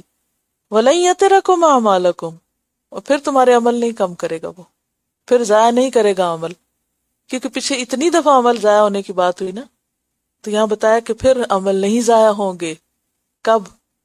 جب تم سستی نہیں کرو گے، جب تم ڈٹرمینیشن میں کمی نہیں کرو گے. وَلَن يَتِرَكُمْ أَعْمَالَكُمْ، اور یترکم کا لفظ کس سے ہے؟ وَتَرَ یتر، وطر سے. وطر جو ہوتا ہے وہ جفت کے مقابلے میں طاق ہوتا ہے، ایک ہوتا ہے، یعنی دو یہ چار، تو دو میں سے ایک کم ہو تو ایک بنتا ہے نا وطر. چار میں سے ایک کم ہو تو تین رہتے ہیں نا، تین وطر ہوتے ہیں نا، چار تو نہیں وطر ہوتے. تو جفت کیا ہوتا ہے؟ دو، اور طاق کیا ہوتا ہے؟ ایک. تو دو میں سے ایک نکل گیا، پھر ایک رہا نا. تو یہ عمل جو ہے کم ہونے کا، یعنی دو میں سے ایک نکل جانے کا، یہ ہے وطر. ٹھیک ہے. وَلَن يَتِرَكُمْ، اور کم نہیں کرے گا، یعنی آدھے بھی نہیں جائیں گے یا کوئی حصہ بھی نہیں جائے گا اعمالکم، تمہارے اعمال کا. کتنا ضروری سبق ہے یہ یاد رکھنا کہ وہ کون سے کام ہیں کہ جس سے انسان کے اعمال ضائع ہونے سے بچ جائیں. کیونکہ قیامت کے دن وَنَدَعُ الْمَوَازِينَ الْقِسْطَ لِيَوْمِ الْقِيَامَةِ فَلَا تُظْلَمُ نَفْسٌ شَيْئًا وَإِنْ كَانَ مِثْقَالُ حَبَّةٍ مِّنْ خَرْدَلٍ أَتَيْنَا بِهَا وَكَفَى بِنَا حَاسِبِينَ. اور یہ جو بات کی گئی نا وَأَنْتُمُ الْأَعْلَوْنَ، اور تم ہی بلند رہو گے، تو سورۃ صافات میں آتا نا إِنَّ جُنْدَنَا لَهُمُ الْغَالِبُونَ. سورۃ البقرہ میں آتا ہے کم من فئة قلیلة غلبت فئة کثیرة بإذن اللہ واللہ مع الصابرین. بیسیکلی ارادے کی کمزوری اور بزدلی سے منع کیا جا رہا ہے.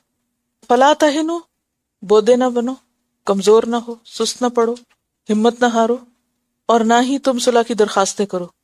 صلح کی درخواست کون کرتا ہے؟ جو بزدل ہو، لڑنا نہ جانتا ہو، جو اپنی کمزوری کا اعتراف کر لے. کہا کہ نہیں اب تمہارے وہ حالات نہیں ہیں، کیونکہ پیچھے بات شروع ہوئی تھی نا جہاں سے کہ جب ان سے کہا جاتا ہے کہ آؤ اب جنگ کرو تو ایک گروہ جو ہے وہ بھاگنے لگتا ہے، اور دوسرا گروہ کیا سوچتا ہے؟ مثلاً چلو صلح کر لیتے ہیں، ابھی کمزور ہیں ہم. نہیں، صلح نہیں کر سکتے. اچھا، یہاں پر ایک اور غلط فہمی کا بھی ازالہ کیا گیا کہ بعض لوگ یہ سمجھتے تھے کہ جو لا الہ الا اللہ پڑھ لے اس کو کوئی گناہ نقصان نہیں دیتا، ان پہ جو مرضی کرے. یہاں کیا کہا کہ نہیں، پہلے پختہ ارادہ کرو، جو کرنے کا کام ہے کرو، پھر تمہارے اعمال کم نہیں ہوں گے. لیکن اگر تم اپنے کرنے کا کام ہی نہیں کرتے کہ ہم نے لا الہ الا اللہ پڑھا ہے اور ہم جنت میں چلے جائیں گے، تو یہ بات نہیں ہے. اب بھی بہت سے لوگ سوچتے ہیں. اصل میں منافقت کب جنم لیتی ہے؟ جب ایمان کی کمزوری ہوتی ہے. ایمان کی کمزوری کب ہوتی ہے؟ جب انسان کا اللہ سے تعلق نہیں ہوتا. اللہ سے تعلق کے لیے کیا ضروری ہے؟ ایک طرف نمازوں میں اخلاص اور خشوع، اور دوسری طرف قرآن سے مضبوط تعلق. یہ پورا ایک سرکل جب بنتا ہے. کیا چیز روکتی ہے؟ دنیا کی مشغولیت. فرمائے انما الحیاۃ الدنیا لعب ولہو وَإِن تُؤْمِنُوا وَتَتَّقُوا يُؤْتِكُمْ أُجُورَكُمْ وَلَا يَسْأَلْكُمْ أَمْوَالَكُمْ. انما الحیاۃ الدنیا لعب ولہو، قرآن کے تدبر سے، دین کے لیے فارم ہونے سے کیا چیزیں روکتی ہیں؟ یہ دنیا. اور ہے کیا وہ؟ انما، سوائے اس کے نہیں، الحیات الدنیا، دنیا کی زندگی، لعبن، ایک کھیل، ولہون، اور مشغولیت. لہو کیا ہوتا ہے؟ جس میں انسان اس طرح کھو جائے کہ اس سے اہم چیز بھول جائے، اس کی طرف سے غافل ہو جائے، جو انسان کو اپنے اندر خوب مشغول کر لے. تو دنیا کی زندگی کیا ہے؟ ایک انٹرسٹنگ کھیل ہے بس. ملاحی کا مطلب آتا ہے آپ کو؟ ملاحی کیا ہوتا ہے؟ کوئی عرب ملک میں نہیں رہا آپ میں سے؟ بچوں کے جھولے وغیرہ جہاں لگے ہوتے ہیں اس کو کیا بولتے ہیں؟ ملاحی بولتے ہیں. تو ملاحی ہوتے ہیں جہاں بچوں کے جھولے وغیرہ اور یہ جو فن لینڈ جو ہوتے ہیں نا، جہاں رائڈز وغیرہ ہوتی ہیں، اس کو ملاحی بولتے ہیں. تو اس کو بھی ملاحی کیوں کہتے ہیں؟ کہ ایک دفعہ آپ بچوں کو وہاں چھوڑ دیں، پھر آپ ان سے کہیں اتنے ٹائم پہ واپس آؤ. اگر آپ ونڈرلینڈ کبھی لے کے گئے ہو بچوں کو، تو ان کو جمع کرنے میں اور ڈھونڈنے میں اور وہاں سے نکالنے میں، پل آؤٹ کرنے میں کتنا وقت لگتا ہے. ایک ملتا ہے تو دوسرا گم جاتا ہے اور نکلنے کا نام نہیں لیتے وہاں سے. تو اصل میں وہ جھولے اور وہ کھیلیں اپنے اندر بچوں کو اتنا مشغول کر لیتی ہیں کہ ان کے نزدیک ہر رائڈ پر جانا فرض ہے، کیونکہ اس کے بغیر ٹکٹ وصول نہیں ہوگا. تو ہم بھی کیا چاہتے ہیں کہ اس دنیا کے ایک ایک کام میں گھس جائیں اور ایک ایک چیز کو انجوائے کر کے چھوڑیں. کوئی بھی چیز چھوٹے کیوں؟ دوسری طرف تو دنیا میں نہیں آنا، سب کچھ کر کے ہی مرے. اب ہم یہ چیز نہ دیکھیں، اس کو انجوائے نہ کریں، اس کا مزہ ہی نہ چکھیں، اس میں سے گزرے ہی نہ، کیسے چھوڑ دیں؟ اب یہ جب شوق پڑ جاتا ہے نا انسان کو کہ ہر فن مولا ہو اور ہر چیز ٹرائی کرے، بس کسی بھی چیز کا جو کریز ہو جائے تو بس یہ بھی کر لے اور وہ بھی کر لے اور وہ بھی کر لے کہ کہیں کوئی کسر رہ نہ جائے. تو یہی کیفیت اللہ کی، یعنی آخرت میں تو ان چیزوں کی کوئی ویلیو نہیں ہے نا. تو بات یہ ہے کہ دنیا کے اندر اللہ نے ایسی اٹریکشن رکھی ہے کہ وہ انسان کو اپنے اندر ایسا مشغول کرتی ہے، ایسا مشغول کرتی ہے کہ کوئی اینڈ نہیں ہے. رات ہوتی ہے نا جب، تو آپ جو چیزیں جہاں ہوتی ہیں بس چھوڑ دیتے ہیں، تب چھوٹتی ہیں. ورنہ اگر آپ یہ کہیں کہ میں نے سب کچھ پورا کر لیا تو پورا نہیں ہو سکتا. یعنی اتنی مشغولیت ہے. تو لہو کا لفظ یہاں بیسیکلی مشغولیت کے لیے آیا ہے. یعنی یہ دنیا کی زندگی انسان کو اپنے اندر اتنا آکیوپائیڈ کر لیتی ہے، اتنا انوالو کر لیتی ہے، اتنا زیادہ اپنے اندر مصروف کر لیتی ہے کہ اس سے اہم چیز کی طرف توجہ کرنے کو وقت ہی نہیں. ایک دوڑ ہے نا جو لگی ہوئی ہے. یہ ہے دنیا کی زندگی. انما الحیات الدنیا لعب ولہو. اور پھر لائب کہہ کے کیا بتایا کہ جس طرح ایک کھیل کے وقت انسان کو لگتا ہے کہ جیسے کوئی بھی میچ چل رہا ہو تو کیا لگتا ہے سب کو کہ یہی اینڈ آف دا ورلڈ ہے، یہی زندگی ہے، یہی موت ہے، یہ ختم ہو گیا تو معلوم نہیں کیا ہوگا، یہ اس میں ہار گئی، یہ پیچھے رہ گئی، یہ گول نہ ہوا تو پتہ نہیں کیا ہوگا. حالانکہ میں کبھی غور کرتی ہوں تو میں سوچتی ہوں کہ اس سے ہوگا کیا، اگر ہو بھی جائے تو کیا ہوگا، اور اگر نہ ہو تو کیا ہوگا. یعنی میری واقعی عقل میں نہیں آتی یہ بات، اور مجھے کبھی لیسٹ انٹرسٹ نہیں ہوا، نہ کبھی پتا ہوا کیا ہو رہا ہے، کیونکہ میں رجسٹر نہیں کر پاتی. یعنی کس قدر حماقت کی بات ہے کہ ایک بال کے پیچھے دوڑتے جاؤ. آپ کدھر بھاگ رہے ہو؟ کس کے پیچھے بھاگ رہے؟ اس کے پیچھے. کیا چیز ہے یہ؟ کیا قیمت ہے اس کی؟ اگر تمہیں مل گیا تو کیا نکلے گا اس میں سے؟ جو عمل ہے، جو کام ہے، جس چیز کے پیچھے اتنے بڑے بڑے صحت مند عقل مند دوڑے جا رہے ہیں، وہ کیا چیز ہے جس کے پیچھے دوڑ رہے ہیں؟ سب لڑ رہے ہیں، مر رہے ہیں، پتہ نہیں کیا کیا کر رہے ہیں. تو دنیا بھی یہی ہے، اس چیز کے پیچھے لڑ رہے ہیں، مر رہے ہیں. یہ کوئی چیز ہماری کیوں لے گیا، وہ کیوں ٹوٹ گئی، یہ کیوں گم گئی. ایک چیز کا غم ہے، دوسرے کا غم ہے، یہ اس کے پاس کیوں چلی گئی، اس کے پاس مجھ سے بہتر کیوں آ گئی، اور مجھے ابھی تک فلاں چیز کیوں نہیں ملی. انہی چیزوں کے غم کھاتے کھاتے اور انہی چیزوں پہ کڑتے روتے پریشان ہوتے، جو کرنے کا کام ہے اس کے لیے وقت ہی نہیں رہتا. تو انما الحیات الدنیا لعب ولہو. اچھا ہوتا کہ جب گیم ختم ہوتی ہے، کھیل ختم ہوتا ہے، پھر اس کے بعد چند گھنٹے کے بعد جا کے اسی لان کو، اسی بال کو دیکھیں وہ کہاں تشریف فرما ہوتے ہیں. وہ بال جس کے پیچھے دوڑے تھے اس کا کیا اینڈ ہے؟ وہ کہاں پڑا ہوا ہے؟ گاربیج میں. کچھ چڑیا نہیں پڑکتی نظر آتی، وہ سب کھلیان ہوا پڑا ہوتا ہے. سورۃ الحدید میں بھی آتا ہے، اعلموا، خوب جان لو، انما الحیات الدنیا لعب ولہو وزینۃ وتفاخر بینکم وتکاثر فی الاموال والاولاد. اس کے برعکس وان تؤمنوا، اگر تم ایمان لے آؤ، وتتقوا، اور تم تقوی اختیار کرو، یعنی تمہاری کوششیں کس کے لیے ہو؟ ایمان کی مضبوطی اور اضافے کے لیے، تقوی کے لیے. یؤتکم اجورکم، وہ دے گا تم کو تمہارے اجر. اجور اجر کی جمع، بہت سارے ڈھیروں ریوارڈز ملیں گے اور ایوارڈز ملیں گے. یؤتکم اجورکم، اور وہ اللہ کی طرف سے ملیں گے. ولا یسألکم اموالکم، اور وہ نہیں مانگے گا تم سے تمہارے مال جو تم دنیا میں کمانے میں لگے ہوئے ہو. إن يسألكموها فيحفكم تبخلوا ويخرج أضغانكم ها أنتم هؤلاء تدعون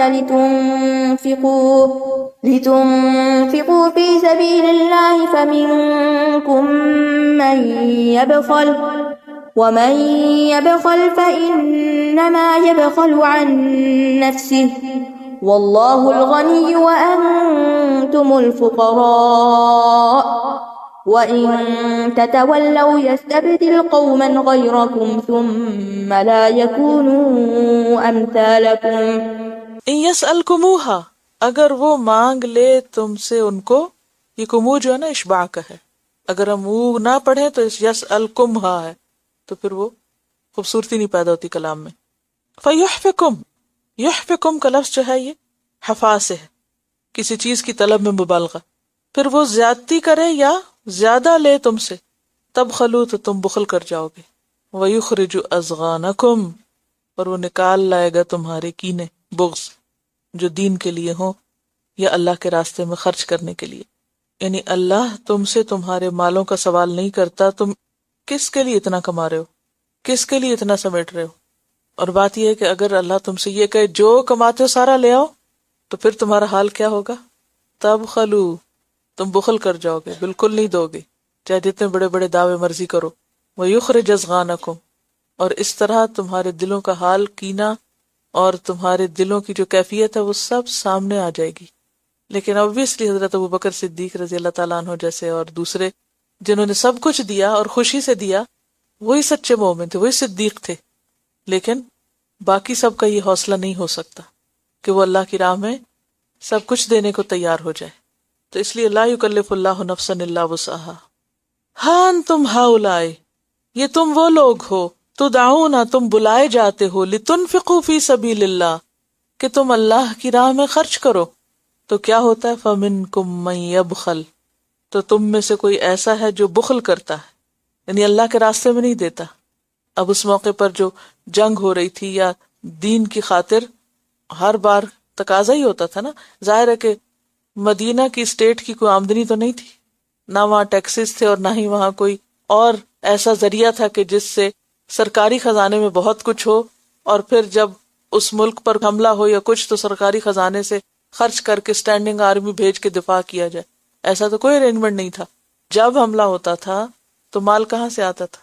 گھوڑے کس کے ہوتے تھے، اونٹ کس کے ہوتے تھے، تلواریں کس کی ہوتی تھی؟ پرسنل لوگوں کی اپنی ذاتی چیزیں تھیں جو اٹھا کے لے آتے تھے اور انہی سے لڑتے تھے، انہی کو استعمال کرتے تھے. تو اسی کی طرف اشارہ ہے، تم وہ لوگ ہو، تمہیں کہا جاتا ہے آؤ اللہ کے دین کا دفاع کرنے کے لیے خرچ کرو. تو تم میں سے بعض ایسے ہیں کہ اس وقت مٹھی بند کر لیتے ہیں. فَمِنْكُمْ مَنْ يَبْخَلْ، تو بعض ایسے ہیں تم میں سے جو اس وقت عین شدید ضرورت کے وقت نہیں دیتے. اور جو نہ دے، وَمَنْ يَبْخَلْ، جو بھی بخل کرے گا، فَإِنَّمَا يَبْخَلُ عَنْ نَفْسِهِ، تو وہ دراصل اپنے نفس سے، اپنے آپ سے بخل کرے گا. وہ کیسے؟ اپنے سے بخل کرنا، ہم تو اپنے لیے بچا کے رکھ رہے ہیں، اجر سے محروم کر کے. یعنی دراصل وہ خود کو اجر سے محروم کر لے گا. یعنی ہم نے اجر سے بخل کر لیا نا، خود کو اجر نہیں دیا. واللہ الغنی، اور اللہ بے نیاز ہے، کس سے؟ تمہارے مال سے، تمہاری جمع پونجی سے. وانتم الفقراء، اور تم فقیر ہو، تم محتاج ہو، تمہیں ضرورت پڑتی ہے. وان تتولوا، اور اگر تم منہ پھیرو گے، منہ موڑ جاؤ گے. کس سے منہ موڑ جاؤ گے؟ اللہ کے دین سے، اللہ کے دین کی حفاظت کے کام سے، اللہ کے دین کی خدمت کے کام سے نہیں آؤ گے اس طرف. تو اللہ کیا کرے گا؟ یستبدل قوما، بدل کر لے آئے گا ایک قوم کو، ایک دوسری قوم لے آئے گا، دوسرا گروہ لے آئے گا. غیرکم، جو تمہارے سوا ہوں گے، یعنی تمہاری جگہ دوسروں کو لے آئے گا. ثم لا یکونوا امثالکم، پھر وہ نہ ہوں گے تم جیسے، تم سے اچھے ہوں گے، اللہ کے دین کی خدمت کرنے والے ہوں گے، اس کے لیے قربانی کرنے والے ہوں گے. جیسے سورۃ النساء میں بھی فرمایا ان یشاء یذھبکم ویأت بآخرین وکان اللہ علی ذلک قدیرا، کہ اگر وہ چاہے تو تم کو لے جائے اور دوسروں کو لے آئے، اور اللہ اس پر پوری طرح قادر ہے، اس کو تمہاری ضرورت نہیں.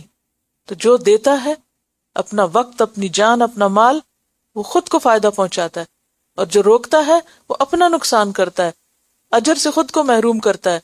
اور اگر کوئی بار بار ایسا کرتا ہے تو اللہ اس کو اٹھا پھینکتا ہے اور اس کی جگہ کسی اور کو چن لیتا ہے. پھر وہ اللہ کے دین کی خدمت کرتا ہے، وہ اللہ کے دین کو آگے بڑھاتا ہے. تو بات یہ ہے کہ دین کے لیے اگر کوئی شخص بھی کچھ قربانی کر رہا ہو تو وہ کسی پر بھی احسان نہیں کر رہا، وہ دراصل اپنے آپ پر احسان کر رہا ہے، کیونکہ وہ خود کو ہی فائدہ پہنچا رہا ہے. اور اگر کوئی نہیں کرتا تو اپنا نقصان کرتا ہے. جب یہ آیت نازل ہوئی تو ترمذی کی روایت میں آتا ہے حضرت ابو ہریرہ سے کہ جب صحابہ کے سامنے یہ آیت پڑھی گئی تو صحابہ نے عرض کیا، یا رسول اللہ صلی اللہ علیہ وسلم، وہ ایسی کون سی قوم ہے کہ اگر ہم خدا نخواستہ دین سے روگردانی کرنے لگے تو وہ ہمارے بدلے میں لائی جائے گی. دیکھیں نا، صحابہ بیٹھے ہوئے ہیں اور آپ آیت پڑھ رہے ہیں اور کہا جا رہا ہے اگر تم منہ موڑ جائے، یہ ایسے ہی جیسے میں آپ سے کہوں اگر تم لوگ نہیں پڑھو گے تو اللہ اور لے آئے گا پڑھنے والے. تو کتنا ڈائریکٹ خطاب ہے نا. تو صحابہ کرام کے سامنے آیت پڑھی جا رہی ہے، اگر تم منہ موڑ گئے تو اللہ تمہاری جگہ اور لوگ لے آئے گا. تو انہوں نے پوچھا کہ وہ کون ہوں گے جو ہماری جگہ ہوں گے پھر وہ ہماری طرح احکام سے روگردانی نہیں کریں گے. تو آپ نے حضرت سلمان فارسی کی ران پہ ہاتھ رکھ کر فرمایا، یہ اور اس کی قوم، اگر دین حق ثریا ستارے پر بھی ہوتا، اگر دین حق ثریا ستارے پر بھی ہوتا تو فارس کے کچھ لوگ وہاں پہنچ کر دین کو حاصل کرتے اور اس پر عمل کرتے. کیونکہ خود حضرت سلمان فارسی کیسے پہنچے تھے دین تک. تو آپ نے فرمایا کہ اس جیسے اور بھی وہ جہاں بھی ہوتا وہ وہیں پہنچ جاتے. ہمارا تو کیا دل چاہتا ہے کہ ہمارے گھر تک پہنچ جائے، اور گھر بھی پہنچ جائے تو ہم سو جاتے ہیں، پھر بھی نہیں ہم کام کرتے، پھر بھی اس بہتی دولت سے فائدہ نہیں اٹھاتے، پھر بھی غفلت برتتے ہیں. لیکن کچھ لوگ ایسے ہیں کہ جو اس کی تلاش میں کہاں تک جاتے ہیں. آپ نے پڑھا حضرت سلمان فارسی کا واقعہ، کتنے مرحلوں سے گزرے، ہر دروازہ بند ہوا، پھر ایک نئی طرف کو، پھر ایک نئی طرف کو، حتیٰ کہ پہنچ گئے جہاں انہیں پہنچنا تھا. تو کتنی شدید دھمکی ہے. اگر تم نے نہیں یہ کیا، کس طرح جھنجھوڑنے والا انداز ہے، تو پھر اللہ کسی اور کو یہ کام دے دے. اور آپ کو معلوم ہے کہ ہوا کیا، نبی صلی اللہ علیہ وسلم کے جانے کے بعد جب عربوں کی اکثریت جو تھی وہ حکومت سنبھالنے اور حکومت کے پیچھے اور ان چیزوں میں لگ گئی، تو علم کی خدمت کس نے کی تھی؟ اجمیوں نے کی. امام بخاری ہوں، امام مسلم ہوں، ترمذی ہوں، نسائی ہوں، ابو داؤد ہوں، سب عجم ہیں. کوئی عربوں کے گھر پیدا نہیں ہوا، کسی کی زبان عربی نہیں تھی ماں باپ کی، سب دوسرے تھے. وہ آگے بڑھے، انہوں نے عربی سیکھی، انہوں نے دین سیکھا، اور انہوں نے دین کی وہ خدمت کی جو عربوں نے نہیں کی. تو بھلے ہماری اپنی زبان میں قرآن کیوں نہ ہو، لیکن ضروری نہیں ہوتا کہ جس شخص کو ہر سہولت میسر ہو وہی دین کا خوب کام کرے گا. یہ تو نیتوں اور ارادوں اور جذبوں پر ہے. تم نہیں کرو گے، اللہ کسی اور کو لے آئے گا. کیونکہ عام طور پہ کیا کہتے ہیں، گھر کی مرغی دال برابر. جس انسان کو مفت میں نعمتیں مل جاتی ہیں وہ عموماً اس کی قدردانی نہیں کرتا، تو اللہ اور لوگوں کو چن لیتا ہے ان کاموں کے لیے. تو یہ تو کسی بھی شخص کی اپنی سعادت اور خوش قسمتی ہے کہ اللہ اس کو اس کام کے لیے منتخب کر لے. اور جس کو یہ نعمت مل جائے، الیوم اکملت لکم دینکم واتممت علیکم نعمتی وردیت لکم الاسلام دینا، تو اس کو ہاتھ سے جانے نہ دے، کیونکہ اگر اس نے اس نعمت کو چھوڑا تو کسی اور کے پاس چلی جائے گی. اور اب آپ دیکھ رہے ہیں نا کہ اگر مسلمان اسلام سے بیزار ہوتے نظر آ رہے ہیں تو اللہ بے شمار ایسے لوگوں کو اسلام کی طرف موڑ رہا ہے، اور ایسے ایسے لوگ اسلام قبول کر رہے ہیں. تو بات یہ ہے کہ یو نیور نو کہ کتنی بھی چالیں یا کتنی بھی سازشیں دین کے خلاف، جب ایک قوم یا ایک گروہ اس کی قدر نہیں کرتا تو اللہ تعالیٰ اوروں کو اس کی جگہ لے آتا ہے. اور یہ ایک دفعہ نہیں، تاریخ میں ریپیٹڈلی یہ منظر دہرایا گیا ہے کہ جن کے پاس تھا ان کے ہاتھوں سے نکل گیا اور دوسروں تک چلا گیا، دوسروں کو پہنچ گیا. کیونکہ یہ کسی کی میراث نہیں ہے، یہ کسی کی وراثت نہیں ہے، نہ یہ کسی نسل اور خون میں چلتا ہے. یہ ایمان جو ہے ایمان والوں کی میراث ہے. جو اسے قبول کرے گا یہ اسی کا ہے، چاہے کوئی عرب ہو یا عجم ہو، اپنا ہو یا پرایا ہو. تو یہ سراسر خوش قسمتی اور سعادت ہے اگر اللہ کسی کو دے دے، اور جس کو دے دے وہ اس کی قدر کرے اور اس پر شکر گزار ہو تاکہ نعمت میں اور اضافہ ہو. اور کبھی کچھ بھی قربانی کرنی پڑے جان مال عزت اولاد کسی بھی چیز کی، تو انسان اس کو مصیبت نہ سمجھے، سعادت سمجھے کہ اللہ نے مجھے چنا اس کے لیے. کیونکہ عام طور پر کیا ہوتا ہے، اگر دین کے راستے میں تھوڑی سی مشکل آ جائے تو ہم کہتے ہیں غلطی کی، تو بچا بچا کے نہ رکھ اسے، تیرا آئینہ ہے وہ آئینہ کہ شکستہ ہو تو عزیز تر ہے نگاہ آئینہ ساز میں. ثم لا یکونوا امثالکم، وہ تمہاری طرح کے سست نہیں ہوں گے، تمہاری طرح کے ناقدرے نہیں ہوں گے، بلکہ وہ اس کی قدردانی کر کے اس کو آگے بڑھائیں گے، اور دین کی اشاعت اور دین کی خدمت اور دین کے پھیلنے کا جو سلسلہ ہے وہ ان کے ذریعے جاری ہو جائے گا. یعنی یہ چین مس نہیں ہوگی. ہر دور میں اور آج کے دور میں بھی ہم دیکھتے ہیں کہ ایسے لوگوں نے جنہوں نے اپنے شعور سے خود اسلام کو پایا اور اس کی قدر کی اور اس کے لیے قربانیاں کی، انہوں نے ہی آگے بڑھ کر پھر اس کی خدمت کی، کیونکہ وہ پورے اخلاص نیت کے ساتھ اور قربانی کے ساتھ آگے بڑھتے ہیں نا. ہمیں تو تھوڑی سی بھی قربانی کرنی پڑے تو ہم مشکل میں پڑ جاتے ہیں. اور اس سورت کا نام سورت محمد کے علاوہ کیا ہے؟ القتال. اور جنگ کس چیز کا نام ہوتا ہے؟ جنگ کس چیز کا سمبل ہے؟ ہر چیز کی قربانی کا. ہر چیز قربانی مانگتی ہے، اور قربانی صرف مال کی کافی نہیں ہوتی، مال کے ساتھ جان اور وقت. اللہ کی ہدایت ہے، جس کو چاہے اس سے نوازے اور سعادت عطا کرے. آج کے لیے اتنا ہی کافی ہے. وآخر دعوانا ان الحمد للہ رب العالمین. سبحانک اللہم وبحمدک، اشہد ان لا الہ الا انت، استغفرک واتوب الیک. السلام علیکم ورحمۃ اللہ وبرکاتہ.